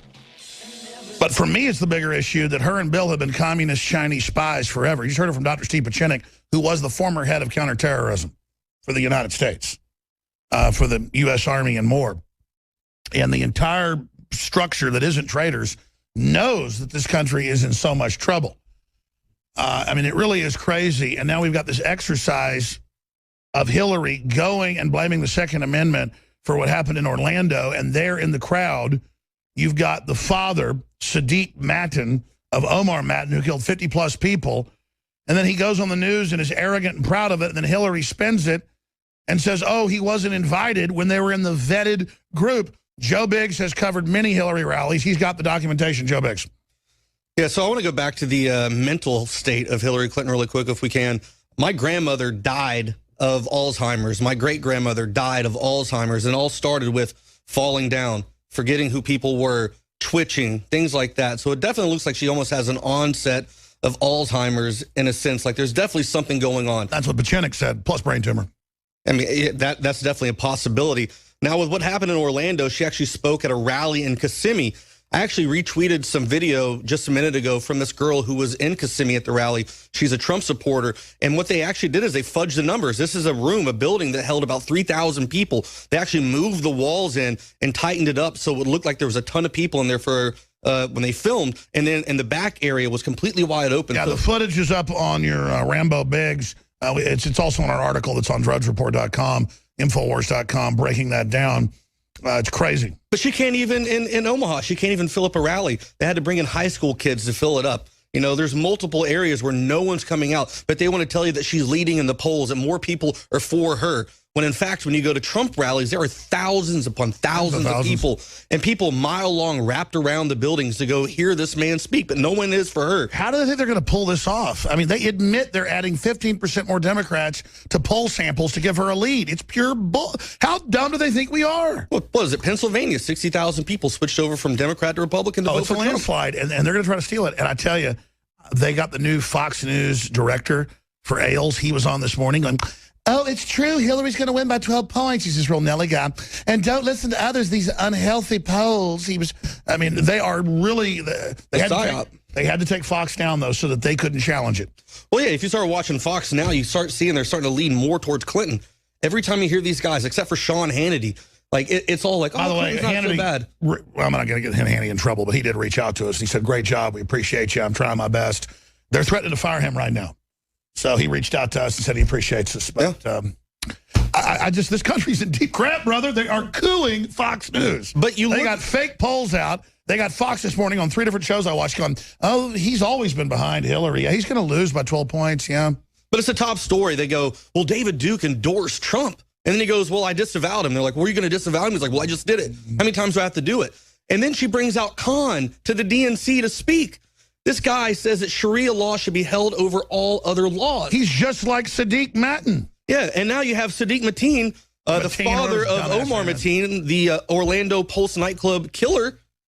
And they're saying, well, we didn't invite him. He wasn't asked to be here. Well, I've been to tons of these rallies before. When I'm able to come in as press, that row behind where the presidential candidate speaks is already full before they let in the main public who have been waiting, who have tickets. That's admitted. It's always vetted, trusted Democrat turds. Yeah, now, if he was in the regular crowd standing up, then I could understand. You know, maybe he got one of those regular emails and decided to show up. But he was standing behind a presidential frontrunner for the Democratic Party, right there, smiling, waving, all happy and excited. This is who's in her corner. So what's the message? They're obviously doing this on purpose. This is like a message to people out there. Hey, bring anybody in. I want to talk about a statement when we get back that he made that I think is very important. Yeah, stay with us, Infowars.com/show. Stations across the country, spread the word. Don't take this transmission for granted, folks. Communications Radio Network. And they are pulling the stops out. Folks, if Trump was really behind in polls, I'd tell you. If any of their BS was real, I'd say the public's pathetic. They're idiots like I did 10 years ago. What's wrong with you people? They're not. Trump gets 20,000. Sanders gets 20,000. Hillary gets 179. We can't find people at exit polls for Hillary in the primaries. They stole it. Joe Biggs is here with us. When I was in Long Beach, California, a bulk of the people that were waiting in line to go into Long Beach, that community college, to hear Clinton speak, were Trump supporters or Bernie supporters who just wanted to go hear her lie in person to see if it's really as bad as what they've seen in videos. Man does not look into the Gorgon and live. I mean, most people aren't going out here because they really believe in what she's saying. They're doing it for the circus, the show, to be like, all right, man, I hear a lie, but I want to see in person. Exactly. And then on those days, she gets 1,000. So what does this mean that they admit in different polls they're running every scam you can imagine, or they'll do a third independence? They don't just randomly call numbers. Who has landlines plus? They know who they're calling before they call. They'll have a third independent, a third Democrat, a third Republican. They'll poll them, but then all the independents are basically Democrats already. Or they admit they sample 15% more Democrats. I mean, it's admitted fraud. And the whole media just goes along like it's okay, Joe. Oh, it's complete and total fraud because I go to all these events. I can hardly find a Hillary Clinton supporter. At the DNC, for instance, the only Clinton supporters were inside, really. Meanwhile, they're not even talking about the massive amount of chaos going on. The Sanders supporters that are upset about having the nomination stolen. If you wear a Hillary shirt, they attack you. Oh, they did. They did that to people. It's out of control. People do not like her. People have. What do you think her real numbers are? I think it's like 10%. It's a big psyop. You know, most people are going to watch the TV. They're going to look at it. They're going to believe it and take it as, you know, the 10 Commandments. They're going to say, all right, well, Fox News said that this poll is this, or CNN or Rachel Maddow came out and said that this is the poll number. It's a psyop to make the regular person, the sheep, the I'm with herd, to come out there and go. Do you know how pissed they are that Trump listens to this show? I mean, it's not about me. It's dangerous. I'm not even, but they are so freaked out. When I ran into globalists at the RNC, they were just totally freaked. I mean, people are waking up. People are sick and tired of hearing this crap. You know, there's a lot of people I run into at all these events, and they go around, they save up, and they go to these events to talk to people and engage, and no one can find Hillary supporters. When you go to them, we should do special reports like In Search of Hillary Supporters. We can find a few at UT, a few in the rich neighborhoods. That's the other thing. They're always so rich. Well, if you look at most of her rallies up until now, they've been private. She does them at rich people houses. They do them at these billionaire houses. You have to spend like $20,000. And then they shake their finger at us when there's a bunch of blue-collar folks who just want a better job saying we're elitists. Yeah, $7,000 to be able to be given the address to the place. Then $15 or $15,000 to sit down at the table beside her or in the vicinity to be around her highness. And then $20,000 to ask her a question privately or something like that. A woman wearing a diaper. Yeah, she looks Nothing like against Mao. diapers, but I mean, you know. I'm not normally for burkas, but I think she needs one. I wouldn't mind. Have you seen the new thing with the Teletubby outfits the Muslim women are wearing at the beekeeper Olympics? Outfits? No, but those are beekeeper. These are like Teletubby outfits. Yeah, I saw that. The volleyball players. Yeah. I mean, what the... Oh, my God. Look, I get it if you want to wear conservative clothes and do all that. That's what I like in my family. I tell my daughters, hey, don't dress like you're trying to get a job, you know, at the local strip club. But at the same time, like, it's volleyball. Like, let the women be in bathing suits, you know? Yeah. You know, it's an interesting thing if we go back to this Kissimmee thing where... we will. We got another guest coming on. Ride shotgun with us. Okay, cool. Biggs, the rest of the hour, and then David Knight's taking over and a lot more. Listen, here's the deal. I got to laugh and make jokes about this, or I'm going to slit my wrists. And I'm serious. I'm not going to actually commit suicide. They'll kill me. It's a figure of speech. The point is that I don't think this is funny, but I have to make it funny or I can't handle it. Exactly. Because it's just hilarious. We'll be back. We have a guest joining us who is at the border. I believe it's Lithuania going into Russia. There's a big convoy of Germans going into Russia in an attempt to draw attention to NATO and Merkel and the globalists moving tanks, weapons, and nukes up to the border of Russia, trying to start a new Cold War. We've got top mainline analysts here in the U.S. admitting that all of this is actually going on and unfolding as well. In fact, we should probably play that clip from one of the top Princeton professors from CNN from last week, where he illustrates the fact that they're saying Donald Trump is, you know, this communist agent. Russia's not even communist anymore because he doesn't want to have a war, wants to have détente. But Hillary does because she's so liberal, she's so cool. And Joe Biggs is obviously going to ride shotgun with us the rest of the hour. After our guests leave us at the bottom of the hour, we're going to burrow in to the father, Sadiq Mateen, of Omar Mateen, the gay nightclub pulse killer of more than 50 people, who shows up in the VIP area of the Hillary event, gets behind her on the stage, and then is on the local news. Joe is burrowing into this, researching this right now. Also at the same event and at other events, they make the crowd look much larger. Thousands showed up to see Hillary. It's 179, according to the Secret Service. But she's the rock star that's going to win the election.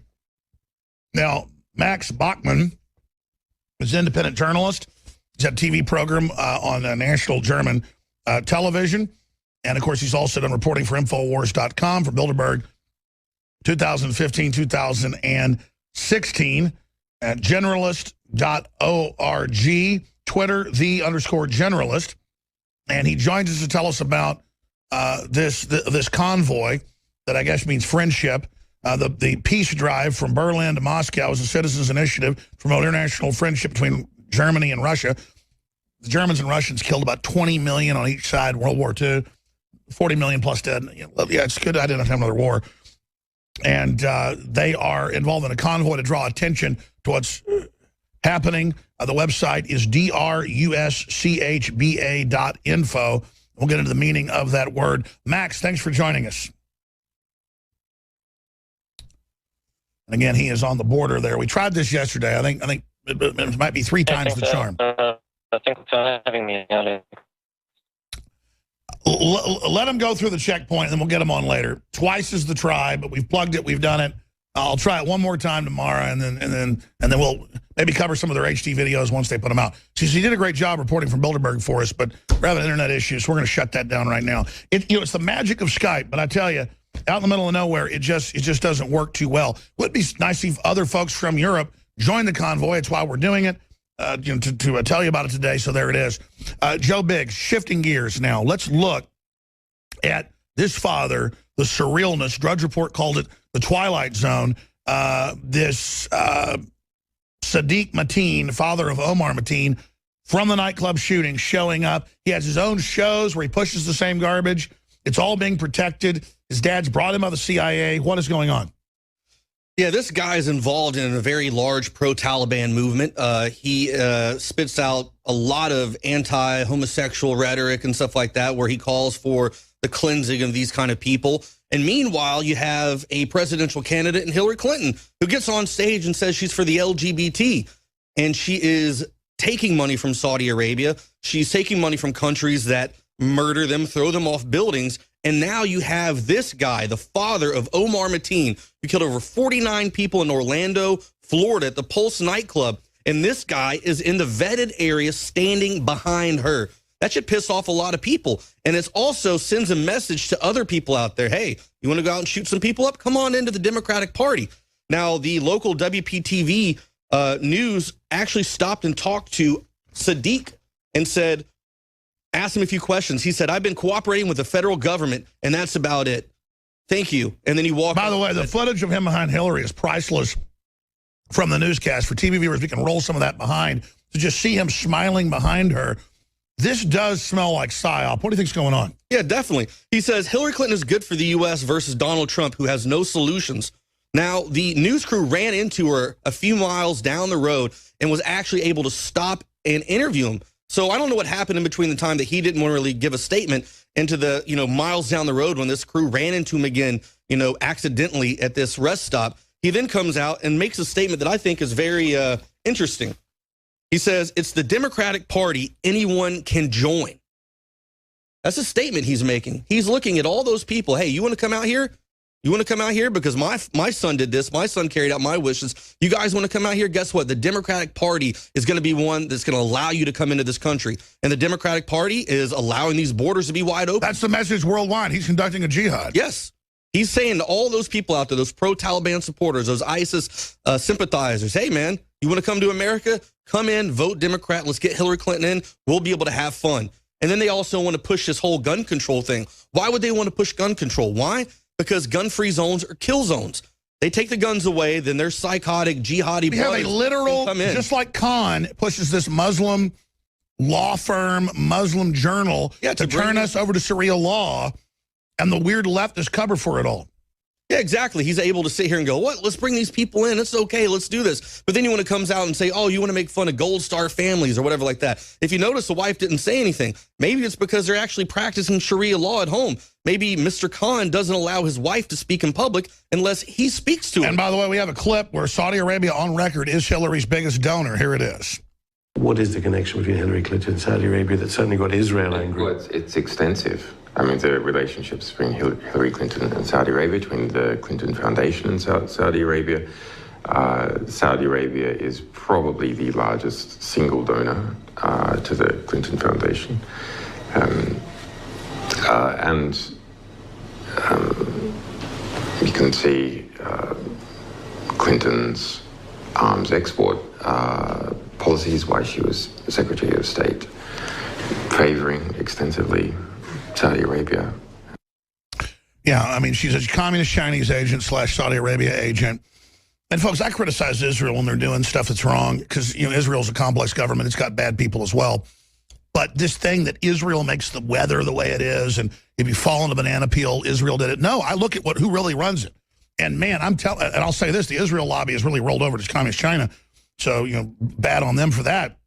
It's Saudi Arabia. It is China. They've got so much money. They are just pumping it in. They are doing whatever they want. And I'm wondering, Joe Biggs, what is the bigger picture here? Why are they doing this? Where are they wanting to go? I mean, the reason they can get away with it is because most people are scared to even go up against the Clintons.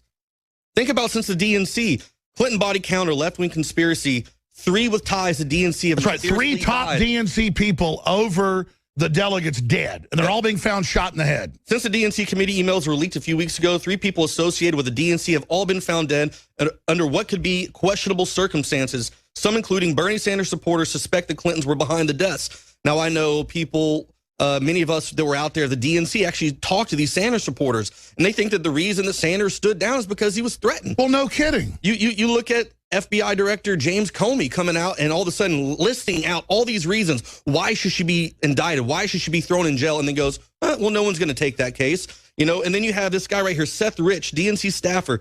Seth Rich was mysteriously murdered in the streets of Washington, D.C. on July 10th. Although it was being investigated as a robbery, his wallet, credit cards, and watch were not taken. The 20-year-old was walking back home from his girlfriend's apartment and was found shot in the back. Well, we have the head of the DNC's outreach program, who was over delegates being found dead. He'd spoken out for Sanders. But well, this guy they believe is the guy who actually leaked the 20,000 emails to WikiLeaks. They think that this guy, he was an intel analyst, a data analyst, and he was the one responsible, because if you actually go back and look at the video with Julian Assange, he says that he did not get it from any kind of Russian hackers. It did not come from them. Well, sure, the Russians have hacked some stuff, but they blame them for everything. What about conscientious people inside the system that see the corruption? And Assange has talked about the next group of emails will get Hillary indicted. Why isn't he releasing them quicker? Even James Woods has said, what's the line on Vegas for the chances of Julian Assange living until November 8th? It's not going to look very good. If this comes out and it's actually as bad as he's saying, or as bad as he's building it up, there's something definitely going to happen. And he's been holed up in that Ecuadorian embassy for how long now? I mean, it's been years now. He's been there. Exactly. We have a mysterious DNC desk clip. Let's play that. And another man connected to the DNC has been found dead less than a month after the murder of DNC staffer Seth Conrad Rich. One America's Rachel Robato tells us more about the mysterious death surrounding Sean Lucas and his involvement with the party's email scandal. It was a celebratory day for Sean Lucas when he entered the DNC building last month and told a committee official, "You've been served." Lucas worked as a process server for the class action DNC lawsuit.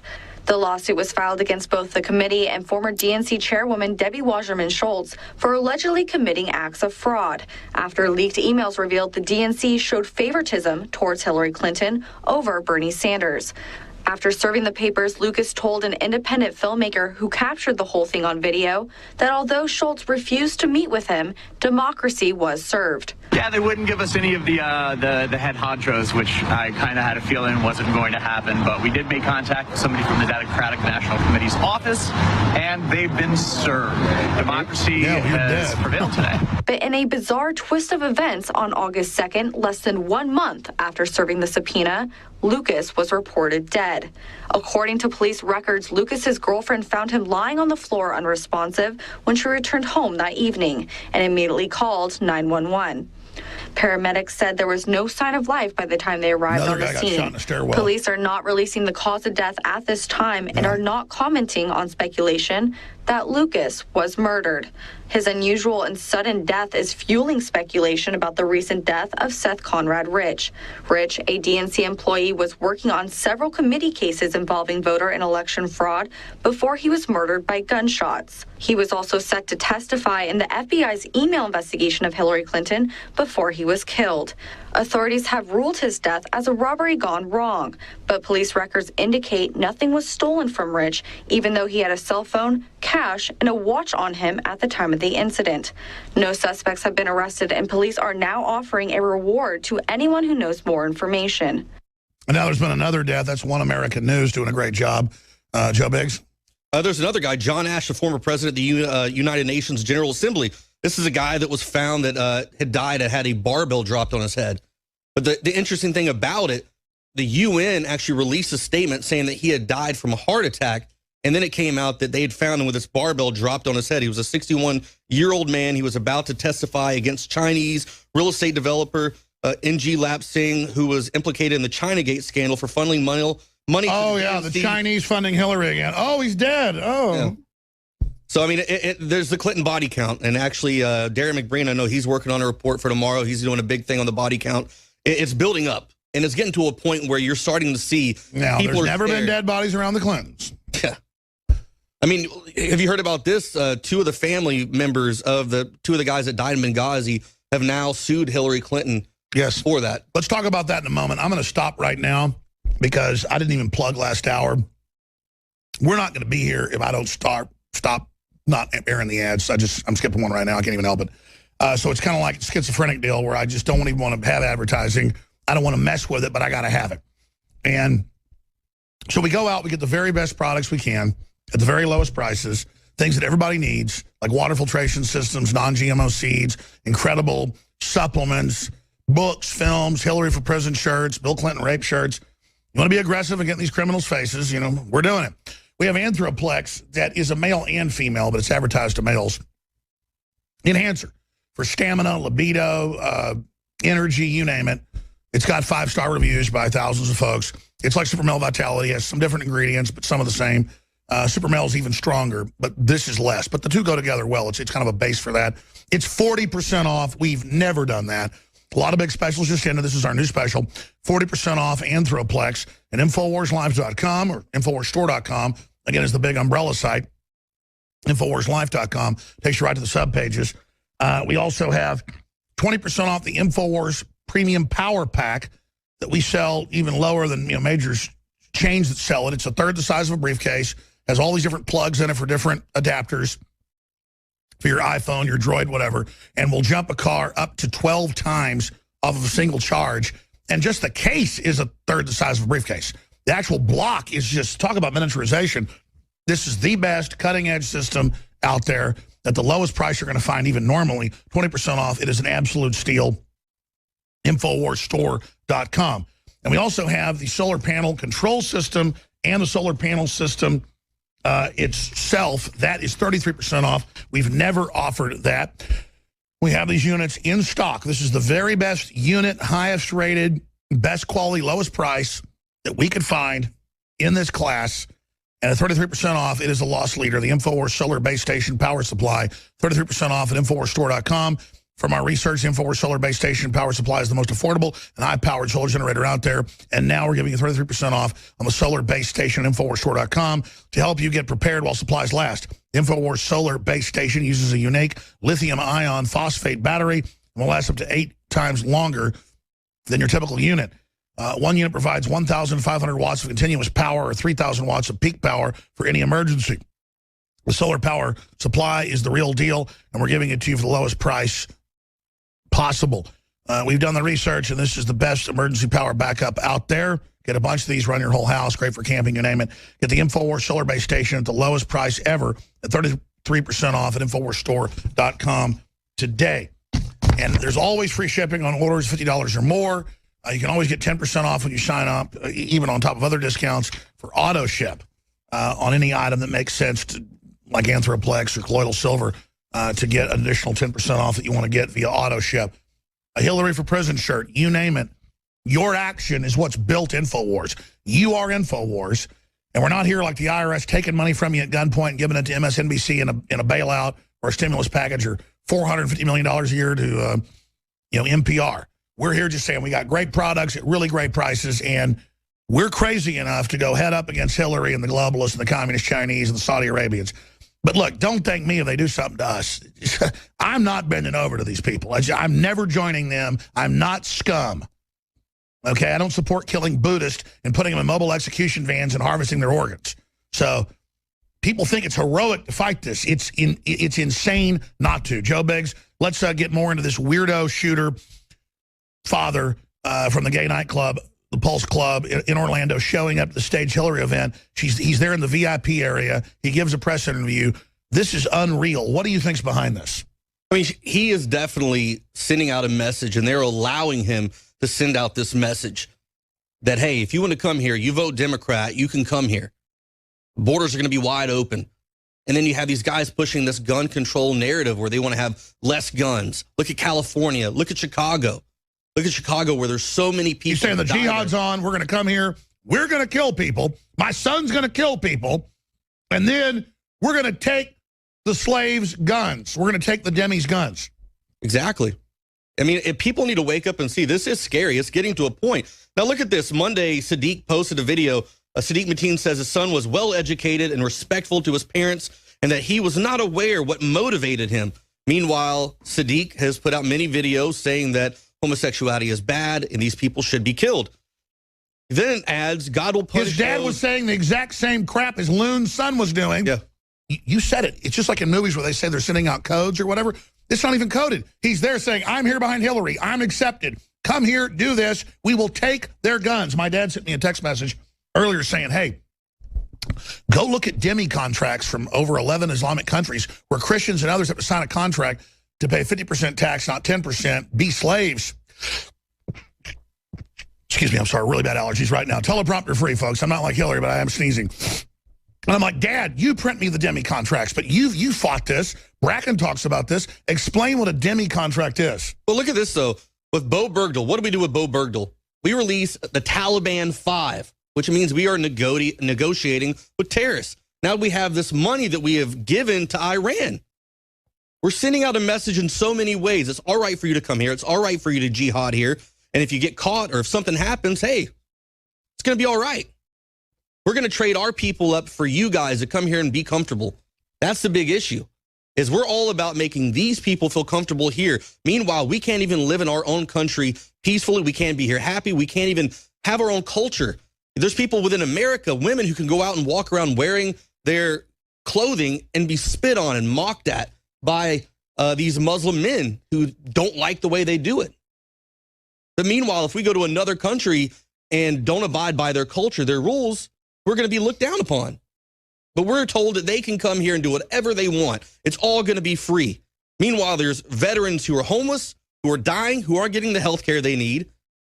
But we're going to bring all these illegals over and allow them to have whatever they want, give them a court date 4 years down the road, and incredible. never see them again. Look, we're run by foreign enemies. There's no doubt. DrudgeReport.com is top linked our story.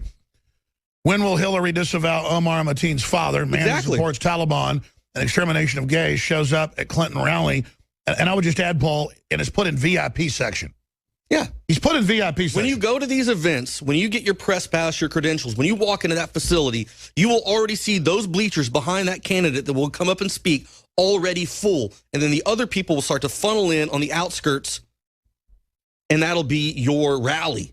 Those people are already pre-picked, predetermined. They're usually local Democrats, people who give money to the Hillary Foundation or Bernie or whoever that's going to be speaking there. Those people are given the right to bring them plus 2 or 3 other people to come in and sit there. And this guy sitting here saying, oh, I just got an email and the Clinton campaign coming out. We didn't invite him. It's complete and total BS. And listen, they stuck him there. They tell you where to stand at those. Oh, yeah. They stuck him there on purpose. So what is the psyop? It's just, is it Hillary just literally rubbing it in? Just, we'll do whatever we want? I mean, she wears these Maoist uniforms, and then now she's sitting here. Yeah, she wears Mao outfits. And now she has Khan coming up and speaking, a guy who wants Sharia law over our law. He founded a law group to enforce it in America. Yes.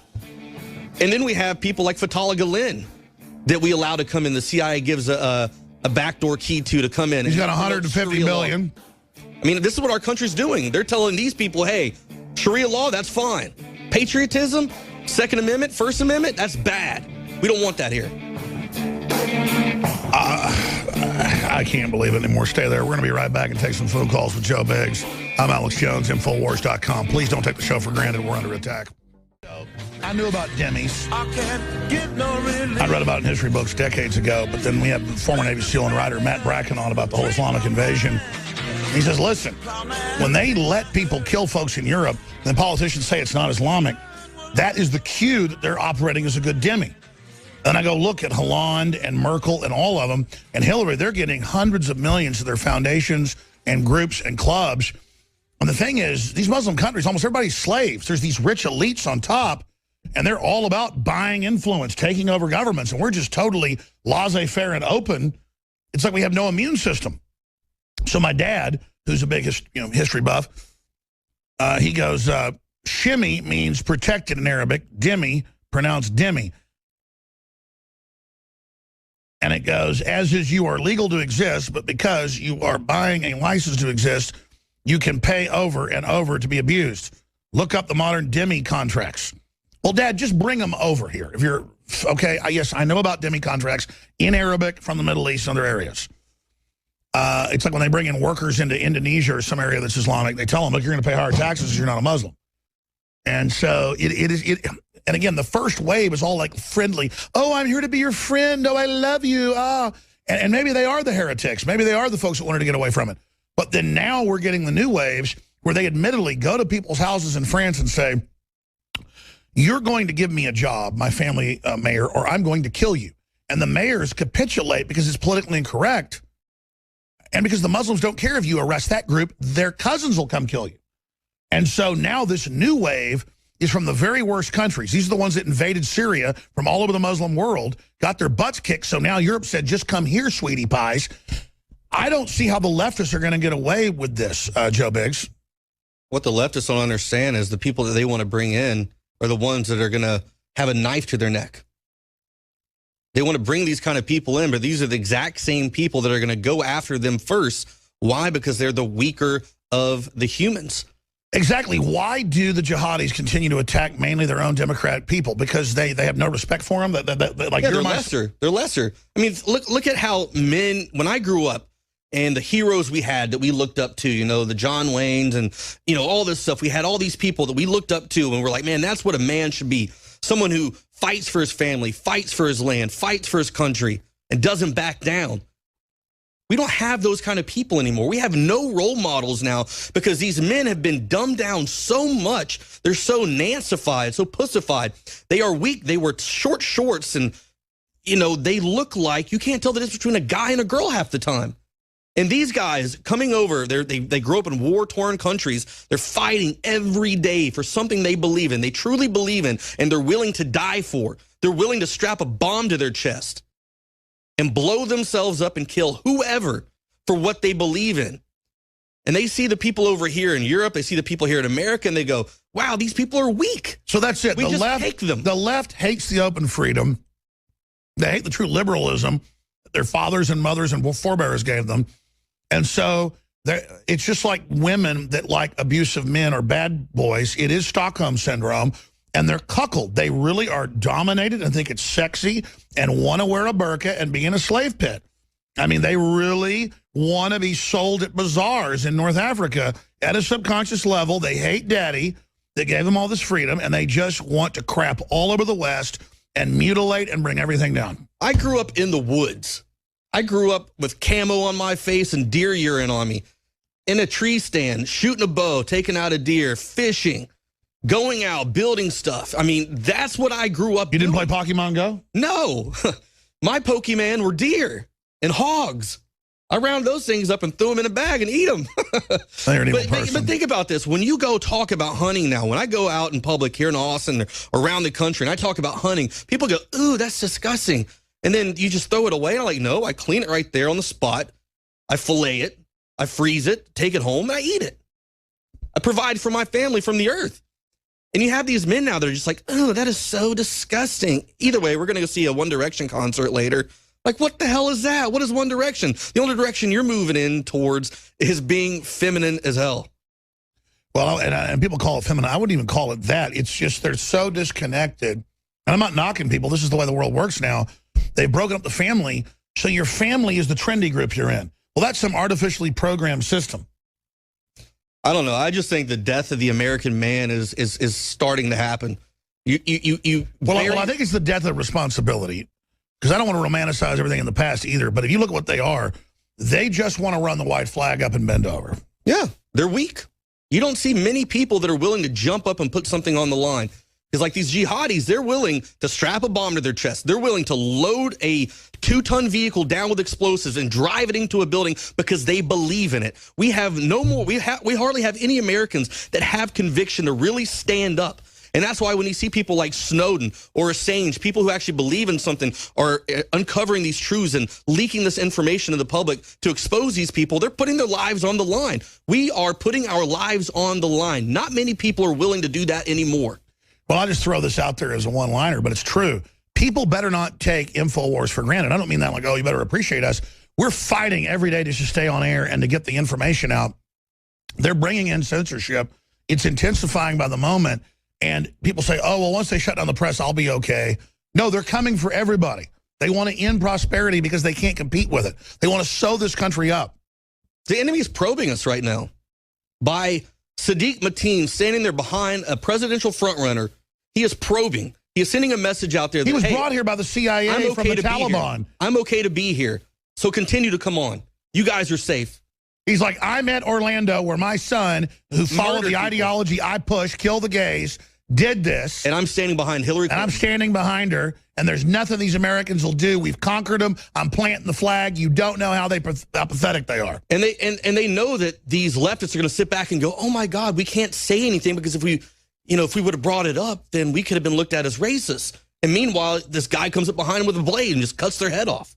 But they're willing to sit here and die for political correctness, but they're not willing to die for what America created a thought system about to base their whole world on rationalizing their cowardice. I know there's a lot of men and women out there who are willing to stand up and fight for stuff. The problem is, though, the way they've compartmentalized everything, how do you do it? Well, you do it with information warfare. You do it with the truth. And you do it with you being the eyes and ears out there like listeners did to show that no one was there to see Hillary, but the media lied about it. You were the human intelligence on the ground that exposed that, put that out. Now it's the top of DrudgeReport.com. In fact, let's go to DrudgeReport.com right now.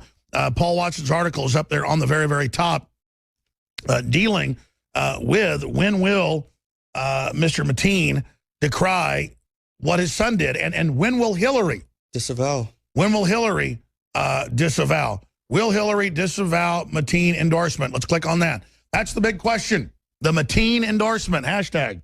We need to have that hashtag, saying, will she disavow? But think about this. If this was Donald Trump at a rally right now in Kissimmee, Florida, and we would have spotted Sadiq Mateen in the background, what would have happened? That would have been. He was clearly brought in. He was clearly vetted. Oh yeah. He was placed behind. What messages is Trump sending? How insensitive he is in the very town where the family's lost 50-something people, and there's the father himself with this homophobic YouTube channel and international TV program calling, for the eradication of these people, and then there he is gloating on top the tombstones of the dead people. This is the end of Donald Trump. Exactly. They would say his racist bigotry is what led to this, and this further shows that having the in the background, that he has no sensitivity for the deaths of the homosexuals that died at the Pulse nightclub, and he's sending a message that it's okay to have this kind of bigotry towards people who are different than us. This is pissing on the graves. Yes, I mean, these people have gone. And she is openly allowing him to piss on it. They stuck him because I've read about this. You've been there many times, but they admit going back decades at these presidential things and these who they put behind is key. The demographic, who they place, and they put him right over her right shoulder. I mean, he is right there where you see his head the whole time. This guy that was on every TV station for a month. Well, go back to the picture. He's actually wearing a red hat that looks like a Trump hat. Oh, but it's got that red hat, though. It almost looks like that's kind of purposely like, hey, it's all subliminal. Yeah. Here, I mean, let's go back and show it. I agree to you. I totally agree with you. This is sick, Joe. But people are going to see that red hat. Some people who aren't going to get the actual correct coverage of what's going on, they're going to see him in the back with that red hat, and they're going to be like, oh, my God, he was back there with this red hat. It's much like Trump's hat. Trump, who's a racist and a bigot, and they'll probably spin it and say endorse Trump. Yeah, exactly. That's how Hillary will respond. I want to take a few phone calls in the time we've got left. Let me give the number out. It's 800-259-9231. Then David Knight's coming in to take over. 800-259-9231. What do you think he's doing, showing up in the tiny VIP section right behind her? But here's what's scary. More people in the VIP section that's all vetted and scripted than there were to see her. That's the even bigger story. It's like fraud on top of fraud on top of fraud with this doddering lady up there. This is what Matt Drudge calls the Twilight Zone. How many people were in that stadium or that little hall or whatever you want to call it that actually had friends or family who died in that shooting, and no one said anything to this man? He should have been mobbed. People should have been going up like, why are you here? Like, why do you think it's even okay for you to be here based off the rhetoric you've been spewing for so long? I'm surprised they went, I know it's your culture to kill gays, so thank you for carrying out your culture. Sorry about the bigots that, like, tried to block their faces when you shot them. But think about that. I think they should be tied up on telephone poles so you can shoot them slower, or maybe use a Saudi Arabian saber on their wee-wees. Yeah, Trump supporters would have called that guy out in a second. Been like, what the hell are you doing here? He would have gotten his ass kicked. Yeah, within seconds. Because he didn't come there to apologize. No, he came there to gloat. Like, look, I'm still here. You want to know why? Hello. Aloha snack bar. He was gloating. He's going, hey, I'm still here. My rhetoric is what caused my son to go out and do Well, this. it's true. They've taken our life force away. They've taken our will to survive, to have kids, to live in the West, no matter what color we are. And they've just brought in like cavemen that are just ready to take over. All their imams, your women are ours, you're a weak. We will take the women, kill the men. What are our kids doing? Oh, yes, kill us. Oh, it's like Age Skrillex. What are our kids doing? They're running around with a cell phone in their face trying to catch I hate the West. You know what their kids are doing right now? Learning how to shoot. Learning how to survive on a small bag of rice. Learning how to build stuff. That's the thing, though. There's an actual war going on. And we're not getting prepared at all, overall. Why are you being racist? Hey, I've been there. I know what these people do. I know what goes on. I've seen kids coming out of bazaars throwing grenades at Humvees. These aren't normal kids. Our kids are throwing balls trying to pick up Pokemon Go. They're throwing grenades. They're learning how to fashion together. And the difference is you guys were sent in to go after the non-radical country to bring it down, the enemy of Saudi Arabia. See how crazy that is? Mm-hmm. To then take Iraq over for the jihadists. I'm not blaming you guys, but see the larger... Yeah. See how sick that is? Yeah. Our military thought they were fighting radical Islam when it was basically laying the path in for it. Yeah. I mean, you got to think... Disagree with me if you disagree with that statement. No, I believe you, but you got to think the low guy on the totem pole. No, I'm not blaming them. They don't know. Yeah, we have. No, I'm not. I'm saying, though. We're given intel, and we go, well, I guess that's what it is. But but I'm saying the good news is our military said no about the Syria deal. They've got it. So how does Obama and Hillary and the globalists put the genie back in the bottle now that the military gets the scam? Well, they continue to put these reporters out that are leftist-leaning kind of people. So many people watch TV and get their information from that. They're controlling the narrative by having these kind of people like Anderson Cooper putting out all the information to the bulk of the people. That's how they do it. They control the narrative. Meanwhile, if you're an awake soldier, a veteran, whatever, it really doesn't matter because they're pushing all their stuff to the bulk people. And when you go out and you bring up the fact that there's radical Islam being brought into our country, the fact that the borders are wide open, they're all going to look at you and laugh and go, well, look at the alliance. Rachel Maddow. Look at 9/11. If the event happens, the Wahhabist enemies get attacked, Iraq. Same thing now. The deal is bring them in, let them attack, take our rights when they attack. Yeah, exactly. There is a deal with Islam, with Wahhabism to take this country down. I 100% believe that. I mean, I remember hearing the FBI like 15 years ago would like, it's like Al-Qaeda knows what we're going to do before we do it. It's like they have moles above us. Well, yeah, it turns out that is what was happening. Yeah. Well, let's go to a few phone calls. Joe Biggs is our guest. Let me just add real quickly that we have 40% off of the exercise, libido, stamina enhancer, the best organic formula we could come up with, the highest quality, super low price already, 40% off Anthroplex. That's our new special we're running right now on InfoWarsLife.com. Women can take it as well. Check it out. Read about it. Look at the 4.8-star reviews. InfoWarsLife.com, InfoWarsStore.com, and a lot of other specials as well. Let's go to, who should we go to first here? Let's go to Charles in Tennessee. You're on the air. Welcome. Good afternoon, gentlemen. It's a pleasure to speak with you both. I just really wanted to take the opportunity to call in and say thank you for the work that you're doing. Give a shout-out to Sergeant Joe Biggs there. I've never had the pleasure of actually getting to call and speak with you, Aerosol. And, certainly appreciate your service, sir. I was, fortunate enough to be able to serve my country as well. Alex, I just really wanted to say thank you for everything you do. God bless you all. God bless. Well, please don't thank me because I'm going to say this, and I got a pet peeve on this. You guys are more important than we are, giving us the information on the ground, supporting us, spreading the word. You're just as important as we are. We're all in this with you too, brother. How do we get the word out to the public that's somewhat awake but not fully awake? You know, sir, I've continued to try to do what I can at the grassroots level and speak with my friends and family and just try to have open dialogue and conversation with them. I'm trying to get websites and stuff organized. I think that's a good way to do it as well. I think as far as like with voter registration and potential voter fraud, that sort of thing needs to be addressed, even if it's just we all have a website where we can go in and say, hey, I voted for such and such. I want to go on record that says I voted for so-and-so. Prove me wrong. I agree. Everybody should go out and do exit polls to just show, hey, I talked to 100 people, 70% were for Trump. They're showing different. That's how we're going to burn them. That's how we're going to resist them. And separately, everybody should be copying stories off InfoWars, Prison Planet, and other important sites so that they take us down, you can put it back up. Because believe me, folks, it is getting bad. It is. They are really trying to shut things down right now. Look, the coup over Fox 3 weeks ago, you watch it, it is, except for Hannity, they have taken that channel over. Yeah, Hannity's the last true guy out there, really. He's not perfect. In the mainstream. But the point is they're trying to shut him down right now. I mean, Fox is gone, folks. It is gone. I mean, that shows you they are moving in. But why aren't Americans pissed off at the fact that illegals can come into this country and vote without registering, without doing anything, and be allowed to go do that and have their vote count multiple times? But me, I can't even go to Top Golf in North Austin without registering to get a Top Golf card to even go hit a golf ball. Or if I want to go fly, I have to show my ID, which I have to maintain. I have to go. You're being racist. You're being racist. No, the Democrats in multiple states, in multiple cities, California, Illinois, others, have had bills to let illegals vote. Like, why are you against illegals? I can't go to China and vote. What? Of course, they don't even have votes. I can't go outside the VA and get health care unless the VA goes, okay, you can go outside to a better doctor, which never hardly happens. Thank you. God bless you, Charles. More calls straight ahead with Joe Biggs. I'm Alex Jones. Infowars.com. While it's still there, please spread the word. Joe Biggs is my co-host right now. Coming up, David Knight takes over in about 10 minutes. I'm going to do 5 more minutes the next hour. Who's we got? Hans, Anthony, Kenan, Mike, John. Who's been holding the longest here? Let's go to Hans in Pennsylvania. You're on the air.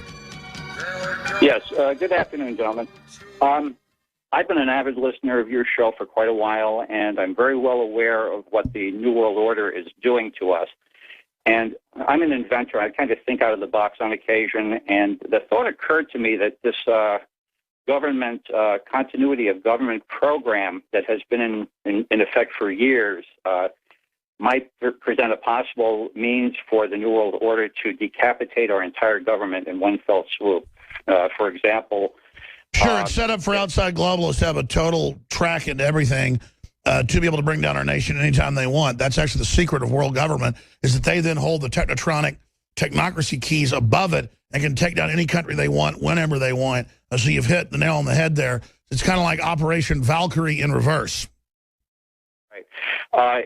If they stage a false attack, or if there's some sort of a major emergency where they can get all of the members of Congress into these underground facilities, these facilities are already set up with air ventilation, and it would be relatively simple for them to just nerve gas everybody in one fell swoop and decapitate the entire government. And also, if members of the military are ordered to go into these facilities at the same time, they would... Yeah, that's who you got to worry about is the Patriots. Listen, Warren Buffett called top billionaires the week before 9/11 and said it's all expenses paid, it's secret, I can't tell you. You need to fly into Omaha on this night. And then they were off at Air Force Base in the morning with big screen TVs. And it's all secret what happened as the towers were hit. And a few that have leaked it said they were called there, quote, for their safety. Can you believe that? So, yeah, it's amazing, man. They know what they're doing. But he's such a nice old man. Yeah. He loves Obama, though. That's an interesting point, Hans. Anything else? Yeah. Go ahead. Hello? Yes, sir. Yeah. If you remember that movie where he gets all the crime bosses into this one facility of his, and he nerve gases them and takes all their money. This is something similar to what they're going to do to our members of Congress. And these people better realize that they think they've earned a seat at the table, but in reality, they're just dooming themselves. Once they enter these facilities, I don't think they'll be coming out of them again. Yeah, you're talking about the old Goldfinger, written by Ian Fleming, MI6. Yeah. Let me expand on that, and I appreciate your call. That's kind of an allegory for what happens under any totalitarian system throughout the ages, that the people that help overthrow the free state, they then are the first people killed by the actual controllers that brought them in. So yes, the dumbest people are the ones that go along with the takeover. A lot of times they'll flip it back to a more populist movement, the elite will, because that's more stable. Once they've taken out the elite, a lot of times the takeover isn't even about robbing the general public. You just hit it. It's about knocking out the political class. Joe? Yeah, I agree completely. Like I said, we've pussified these people so much. The left are crying. They want to bring in these radical jihadis, but who do they think are going to be the first ones to take them out? It's going to be the guys that they're fighting for. Huffington Post and others over and over again say, wear a burqa, cover your face, make the Muslims feel good, plus it's sexy. And now you have Obama coming out. He did this interview on the Golf Channel the other day where he goes, well, I'm not, he's like, I really don't want to get out. I'm being forced out. And he's joked many times about how. Yeah, by the way, you guys cue that up. It's only like a 30-second clip. He's on there with that FOP guy, and they go, yeah, go ahead. Oh, we have it here. Let's play the FOP clip right now. Here it is. Days, have you taken any divots out of the south lawn here? The rust's a little thick here. I don't practice that much. You know, I'm not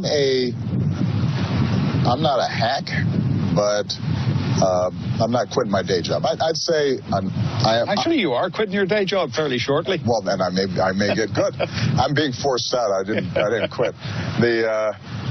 I'd say that's good. And again, I'm not against this guy's a dandy. You know, and he interviewed George Herbert Walker Bush and W. And W in the last interview with that guy is literally wearing a dandy outfit. We'll be right back. You know how my psychology works? I know Fox News has been controlled opposition forever to control the libertarian movement. But to know they had a coup, to know they've come in, know they have this suit planned for years, right before the election, because they can't have Fox challenging a stolen election, really is a bellwether. It's a canary in the coal mine. It is the biggest canary in the coal mine. And I really haven't even been covering it because it's almost like I'm celebrating over a dead corpse. Not that it was perfect, but I really should be, because I'm watching it. It's definitely gone, you know, Hillary now, and you can see him putting the disinfo out. And it's almost like I'd be celebrating over a dead corpse if I attack it, but I have to. It's crazy.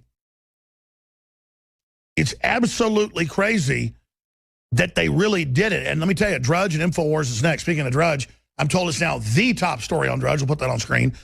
Twilight Zone, Orlando terrorist dad cheers Clinton. Will Hillary disavow? And that's our story. So again, that's just common sense. We put it out. Drudge links to it. Now it'll be a major talking point if you get the story out to everyone you know. And yet they hammer Trump nonstop about David Duke. There should be people, media, do your job.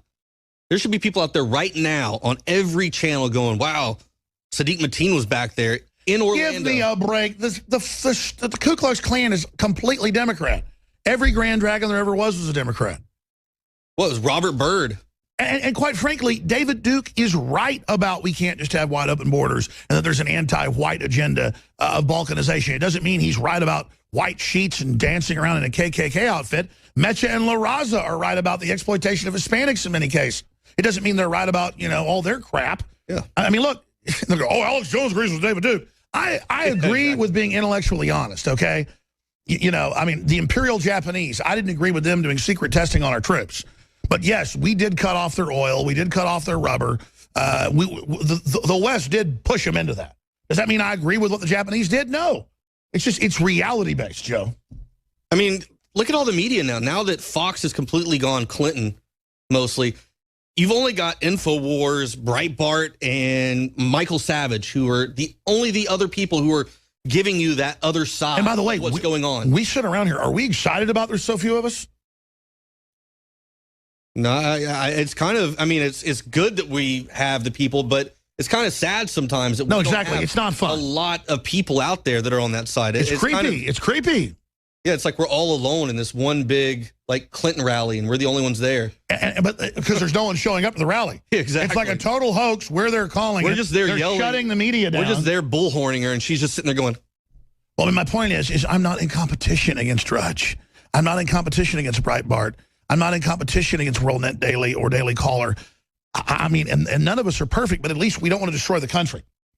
And then I find the real Hillary supporters, and Joe, it's like they're not home. Oh, yeah, I like Hillary Clinton. It's like the one guy that Rob talked to out there in Philadelphia. Disturbing. Guy was out of his mind. The other guy goes, yeah, take the guns, sweep them up, get rid of them. Hey, what did you think about it's a Daily Show or one of these things? Oh, yeah, Eric Andre. Oh, that one. But somebody else did a clip where they go out and they ask questions but say, they quote Trump, but say it was Hillary, and they all agree with it. Yeah. That's the thing we found. You can say, we want to put babies in blenders for Hillary. They'd say yes. Oh, of course. It was Jimmy Kimmel. In fact, we have that clip. We ought to play that. Is David Knight coming in this studio or the other one? So he's being the other one. Well, that means we can come back and play the Jimmy Kimmel clip. And in fact, we have it right now. We're going to come back and play that after the break. And David Knight is going to be taking over. We got loaded phone lines. That will be up to David Knight. These are some good callers. They haven't been holding long if he wants to take those phone calls. But I shouldn't be laughing about all this. It's either that or cry. Well, it's like in combat. It's ridiculous. You have to learn to laugh at some of this stuff. If not, you're going to go crazy. I had to go nuts or I'd go crazy. Oh, Hillary Clinton's already gone nuts. Oh, man, I can't look at her anymore. I cannot look at her. Joe Biggs is with me.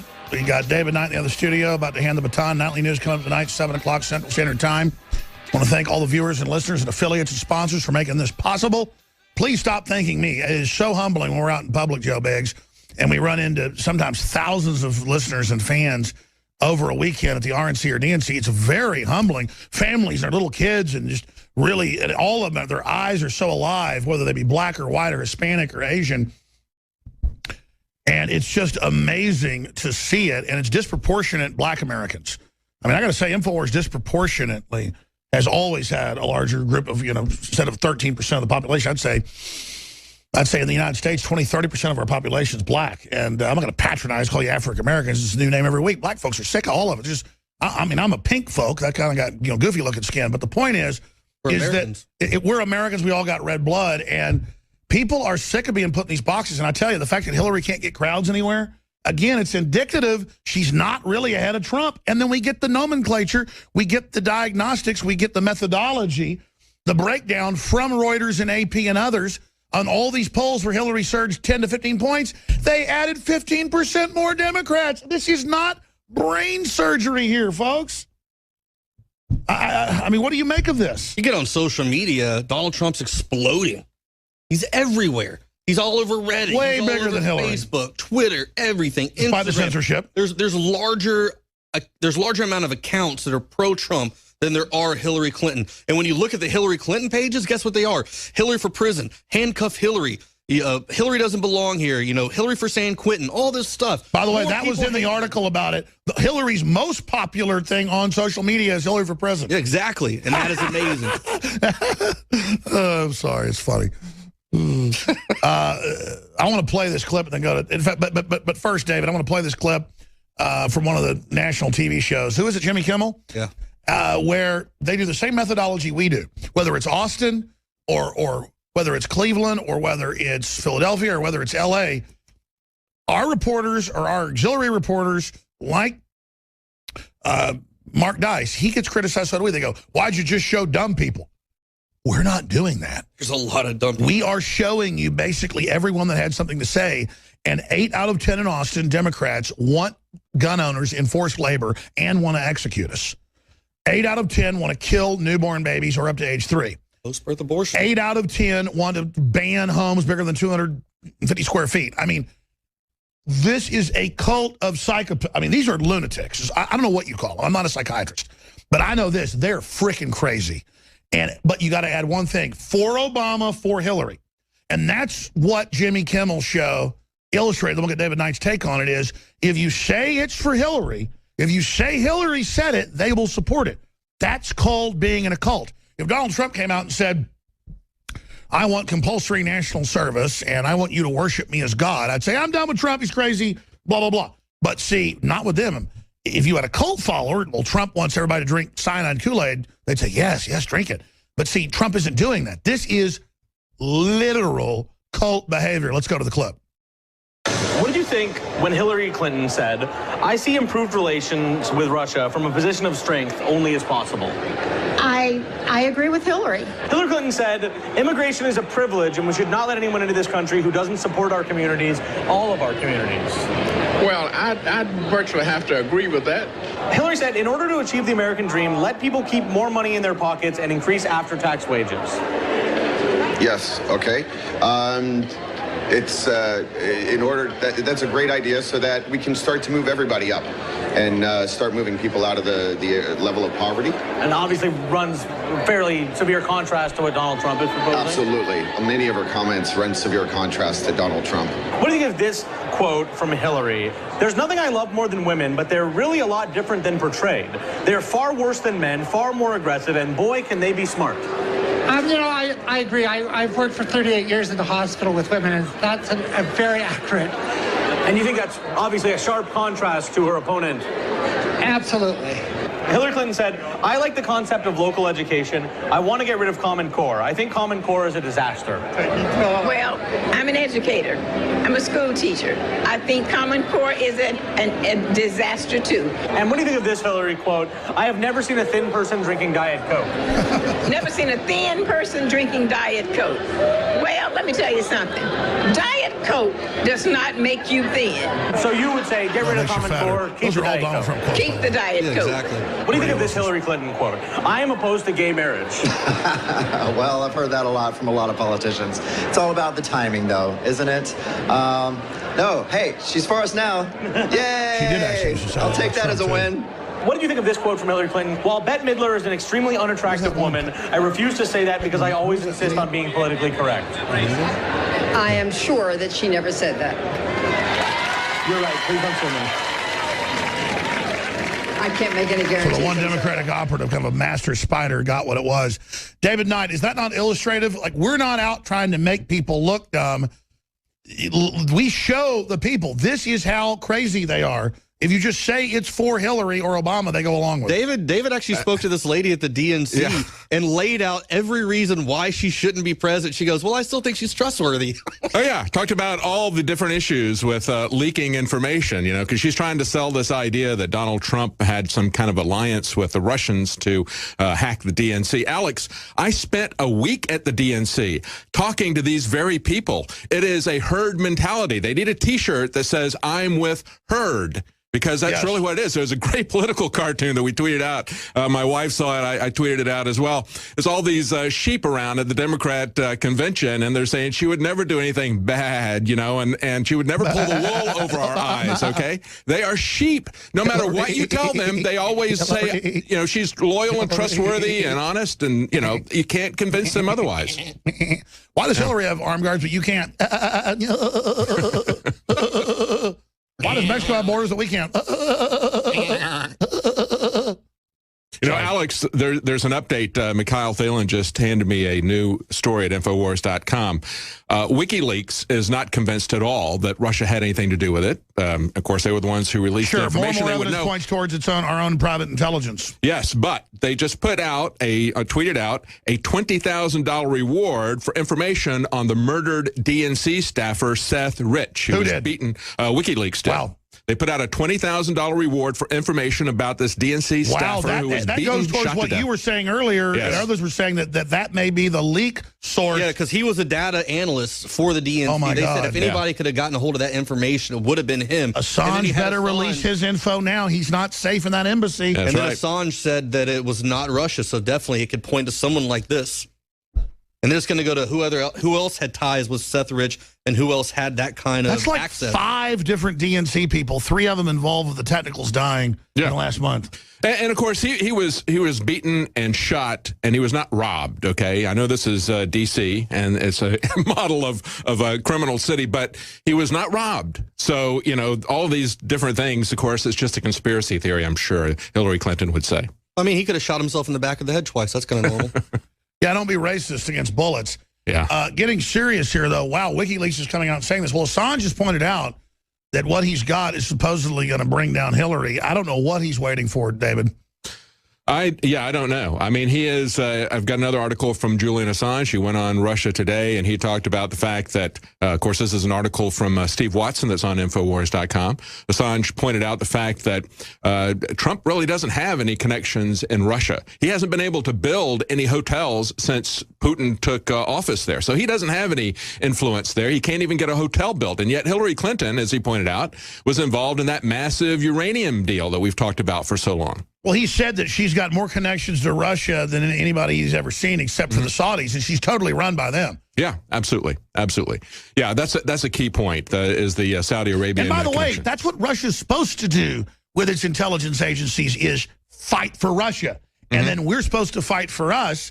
And Putin gets that. It's just we're not going to have nuclear war with each other. Yeah, I don't understand why people are so obsessed with like wanting to make them our enemy. When we have one candidate in Trump who wants to make him an ally, leave him be, let them do what they want to do. Well, look at all the Islamic terror. It'd be perfect to link up with Russia.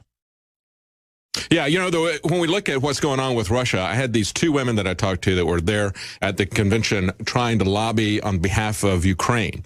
One of them wanted to sell the idea that Donald Trump was involved with the Russians to take down the DNC. She was the one that I went back and forth with and said, really, do you understand the history of how the security establishment has come after legitimate whistleblowers like Thomas Drake? Do you understand that? Do you understand what she really did and how she exposed people? Many people, they believe, died because of her security leaks. And then the other woman wanted to push for the fact that we needed to step things up and send in lethal aid to Ukraine to fight the Russians and the Crimea. And I said, really, do you think we really want to go to war in order to stop this dispute of secession and civil war between Crimea and the Ukraine? Of course, she thinks that Ukraine should secede from Russia, but not Crimea from Ukraine. And she doesn't even know that George Soros started the whole thing to begin with Hillary. And again, not bashing women, but it is archetypal to have all these weird power-tripping women in super suits and fancy outfits blustering how they're going to kick the Russians' butts. It just reeks of idiocy. It's crazy. And it won't help our country either, but it'll help the big defense contractors. David Knight takes over. We were just talking about a breaking story. WikiLeaks offering a $20,000 reward for information on the murder of a DNC staffer. That's Seth Rich, who was beaten and shot to death in D.C. We're going to have more on that story, as well as more information about what Julian Assange said about Hillary, what Hillary said about WikiLeaks. We're going to have all that back and forth, as well as, of course, the top story on Drudge Report is Twilight Zone. Orlando terrorist dad cheers the Clintons, okay? And will Hillary disown this? That's the question. And so we're going to cover that. That's our story at Infowars.com by Paul Joseph Watson. We're going to take a look at what we've now learned about Hillary's biggest Talifan. That's what the Daily Caller calls him. Of course, we got the Talifan now, and we've got Sharia Khan, a couple of guys. I think it's very telling, the hypocrisy of Hillary Clinton. But before we get to those stories, I want to play for you some other breaking information that we've got here. This is an exclusive we got here. This is a new phone call message that's been intercepted. This was sent from Ahmadinejad to Barack Obama. But, of course, they're friends. So Ahmadinejad, understand, calls him Barry. You'll hear him call him Barry in this clip. Let's run that clip. Jerry? Yeah, what can I do for you? Show me the money. Yeah, Barry, show me the money, okay? Ahmadinejad is telling Obama, even after all of this cash just broke this last week, I guess he decided it was time to double down and really punish his good friend Barry. And so he's telling him, come on, man, you still have time to send me the other $2 billion I say you owe me, okay? If he was Jewish, they would call that chutzpah, okay? But he's not. He's Iranian, okay?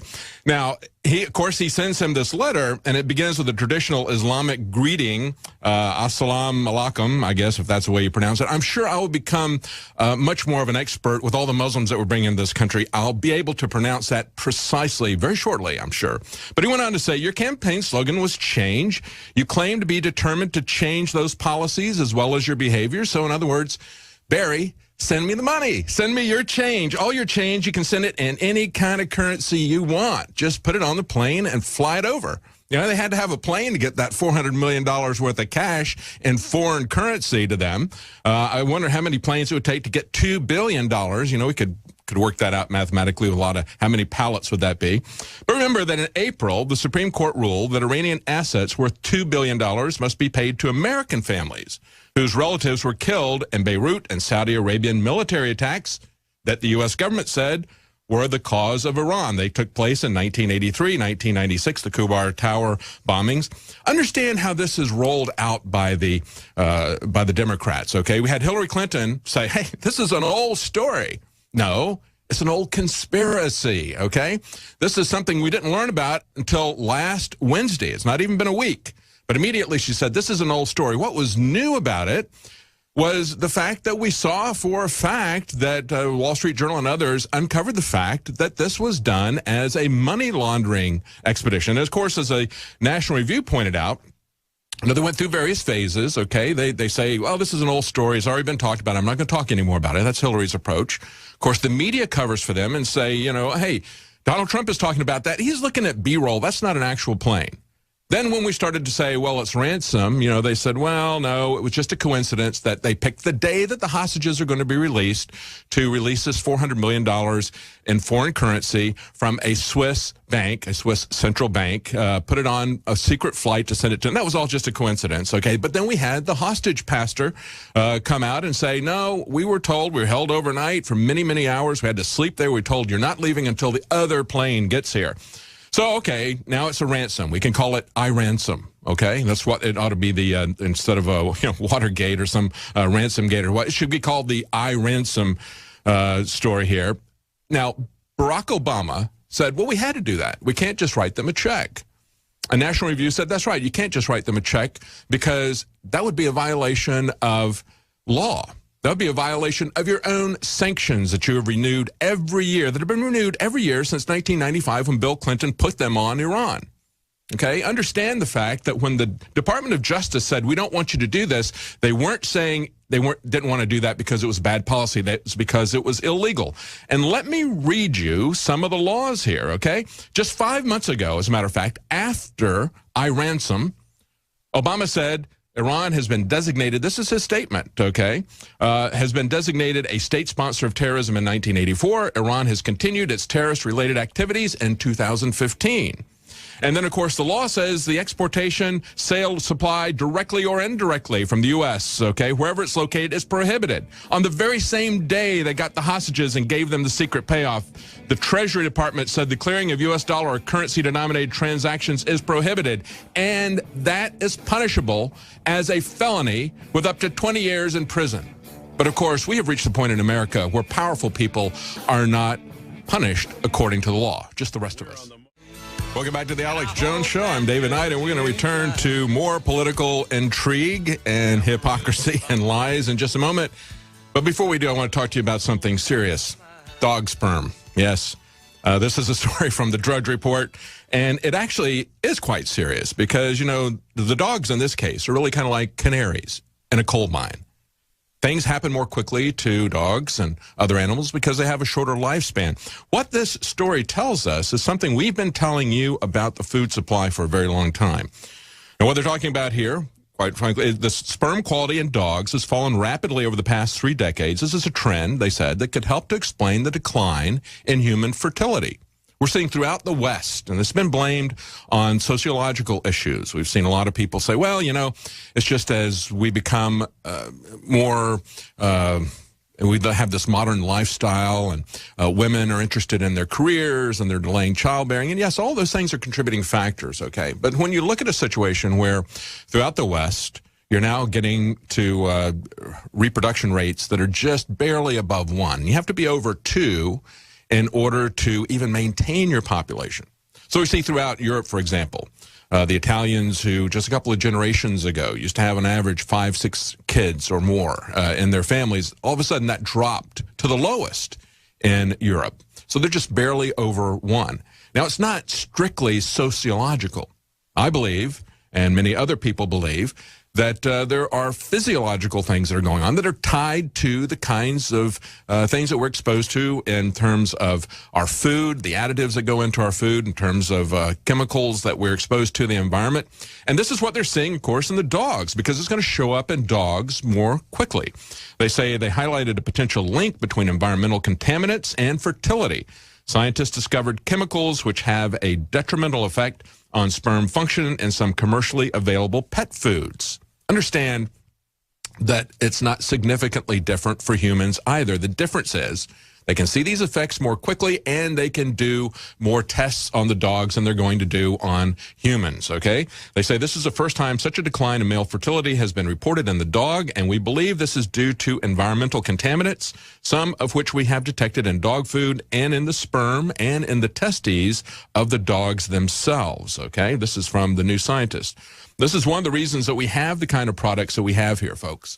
We're not selling products and then creating a need to sell these products. There is a need for these products. That's why Alex has created these. And so we have products like Super Male Vitality, like Anthroplex, that are designed to help you fight these kind of environmental challenges that you have, the kind of estrogen or the hormonal disruptions. And of course, there are things that disrupt estrogen in women as well. And we have products for that as well. We have a special right now on Anthroplex, 40% off at InfoWarsLife.com. 40% off. That is a huge sale, okay? Also, we have other sales. We have Premium Power Pack, 20% off at InfoWarsStore.com. And I believe we still have InfoWarsStore.com free shipping. Is that correct, guys? Yeah, we still have that. Okay, so everything at the store is free shipping, but also, as you're looking at what's going on in our environment, what's in your food, think about what you need to do to try to combat that. Of course, you can get cleaner sources of food, and that's very important.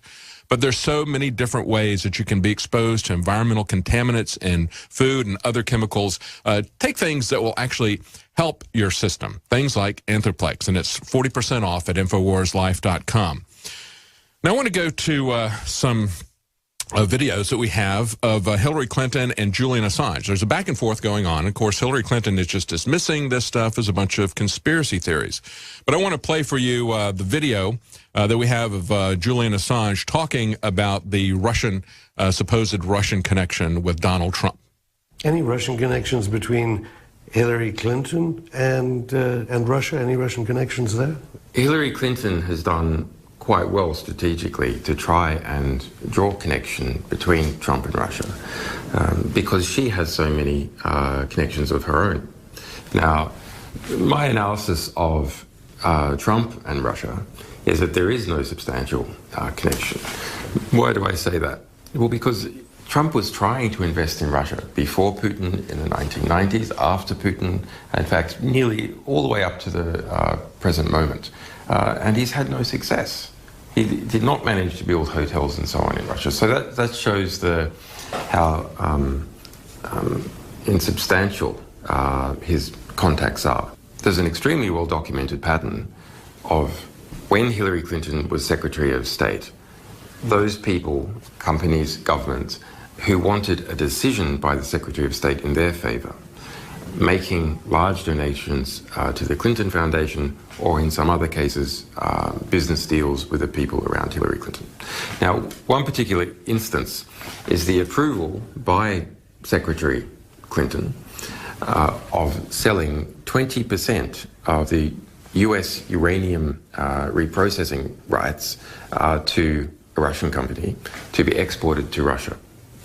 So at that time, a large donation was made by those Russian interests to the Clinton Foundation. In addition, Clinton's campaign manager, Podesta, was on the board of a company called Juul Unlimited. And Juul Unlimited held some of these rights and received a $35 million investment from Russia. And that's a Russian government company. And also, Russians were on the board also with Podesta. So the kind of email revelations from WikiLeaks reveal that Hillary Clinton is a Kremlin stooge? I wouldn't say Kremlin stooge, but there is a much deeper connection on record with Hillary Clinton and Russia than we are presently aware of with Donald Trump. I wouldn't say she's a Kremlin stooge either. I would say she is a corrupt politician who is for sale to anyone for any amount, okay? Remember what he just said there. 20% of U.S. uranium capacity was sold to the Russians, and it was a sweetheart deal for Hillary Clinton's close friend and advisor, Podesta. Okay, but of course there's also connections to Saudi Arabia. I want to play what Julian Assange said about Saudi Arabia. What is the connection between Hillary Clinton and Saudi Arabia that certainly got Israel angry? Well, it's extensive. I mean, the relationships between Hillary Clinton and Saudi Arabia, between the Clinton Foundation and Saudi Arabia. Saudi Arabia is probably the largest single donor to the Clinton Foundation.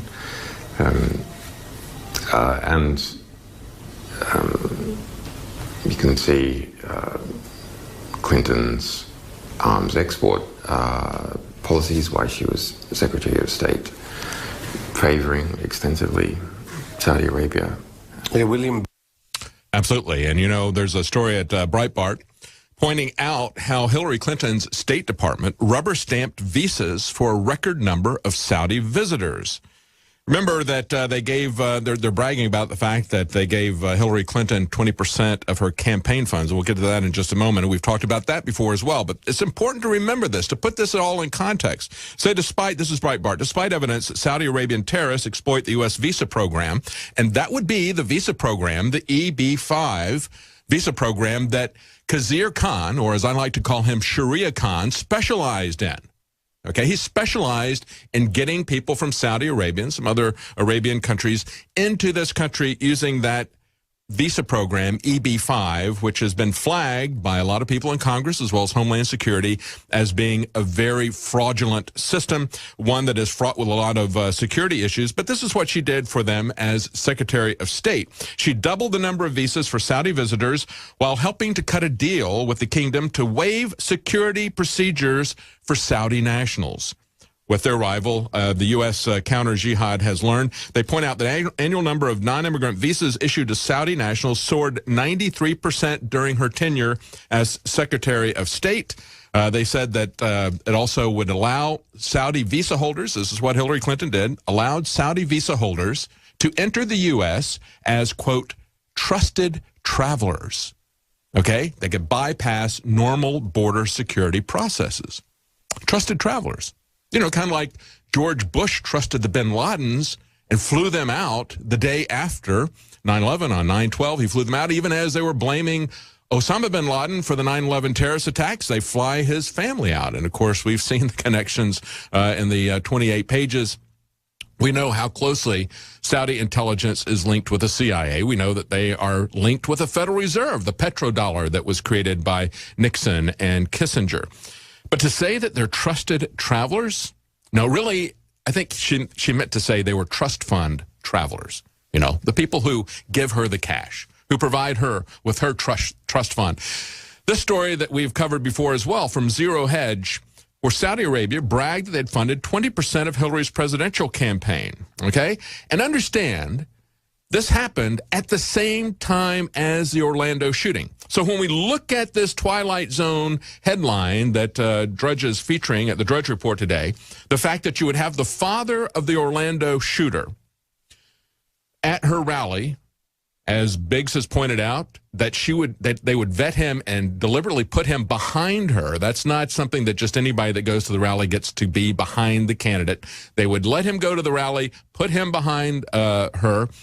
This is a statement that was made as the Orlando shooting took place. Hillary Clinton said, it is long past time for the Saudis, for the Qataris, for the Kuwaitis, and others to stop their citizens from funding extremist organizations. And they should stop supporting radical schools and mosques around the world that have set so many young people on a path towards extremism.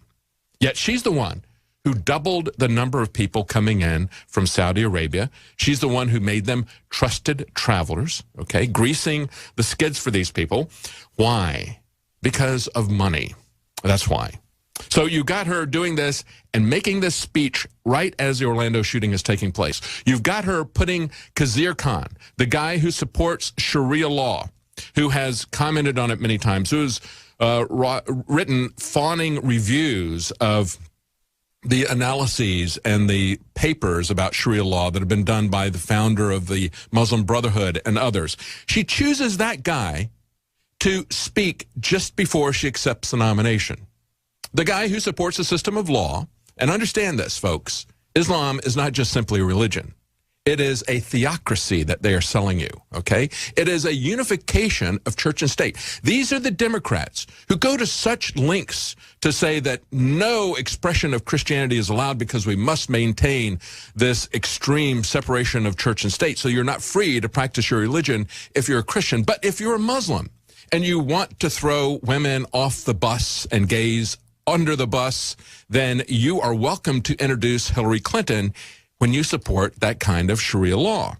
And then she comes out and talks about how dangerous the Saudis are as the Orlando shooting is going on. But there was a report, and this is one thing that we didn't really talk about in detail off this Zero Hedge article a couple of weeks ago.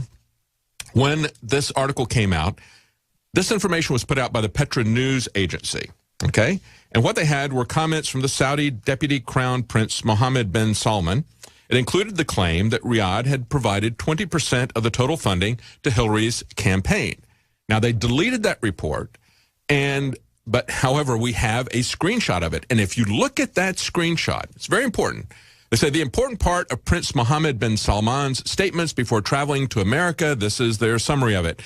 This travel is to strengthen extensive economic relations, that kind of boilerplate language, okay? Our minor differences with America on some issues don't damage our rooted relations with America. The two countries are strategic allies, so forth and so on. Saudi kings have always received necessary and sufficient support from the presidents of the United States. Yeah, like we put them in the catbird seat with the petrodollar, okay?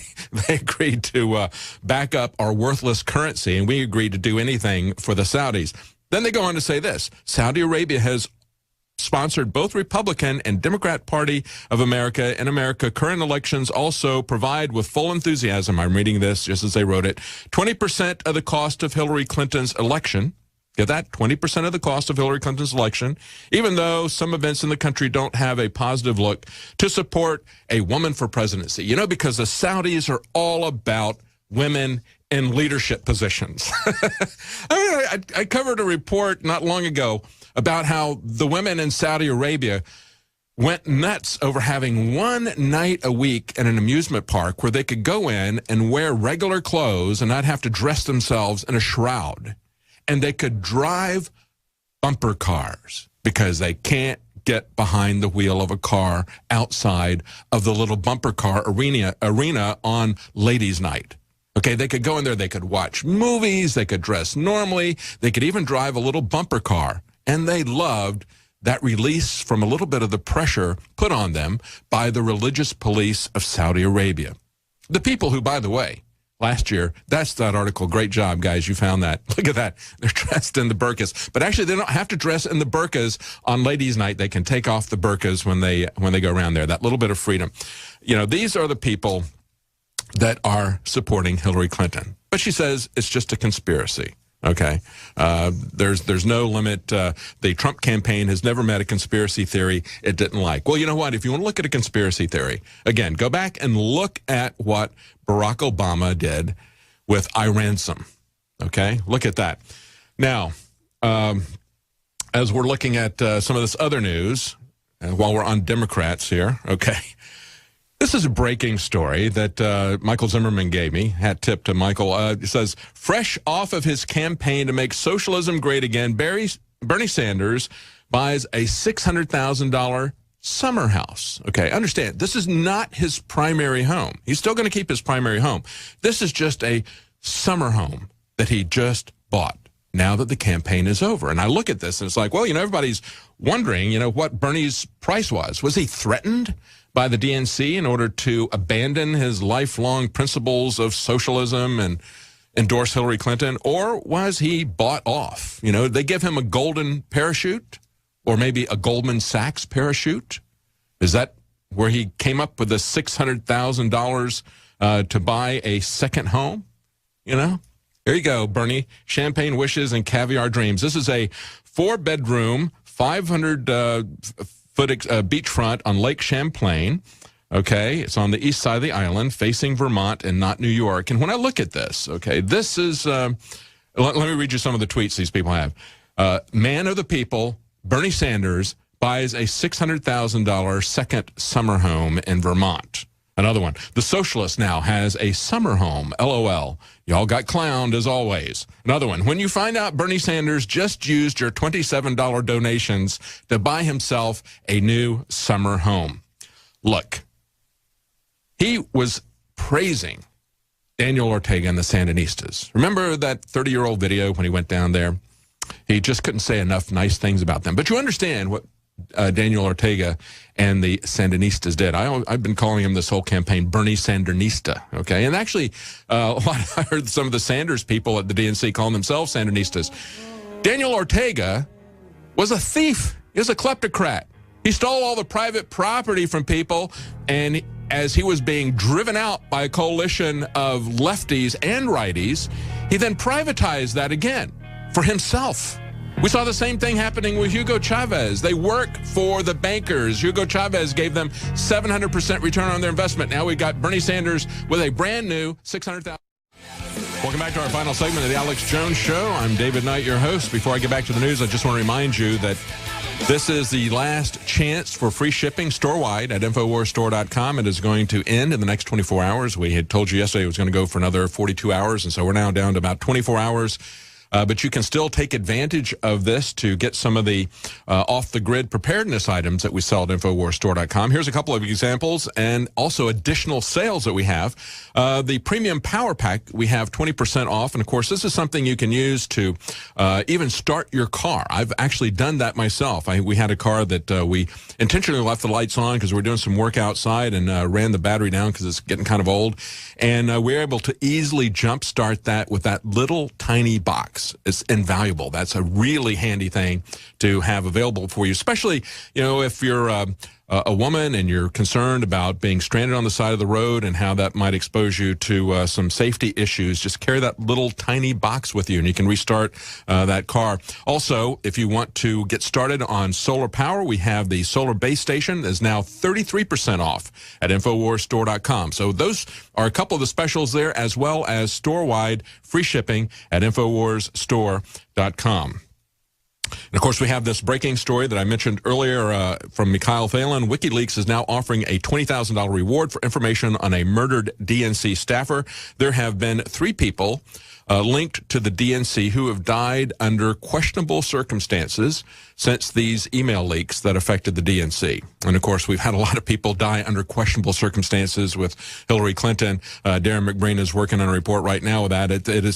There's so many, as a matter of fact, to try to cut it down to the biggest ones is the problem. And, of course, this guy who died, Seth Rich, it was immediately pronounced by the D.C. police chief, Kathy Lanier, who never met a gun control law she didn't want to enforce and extend.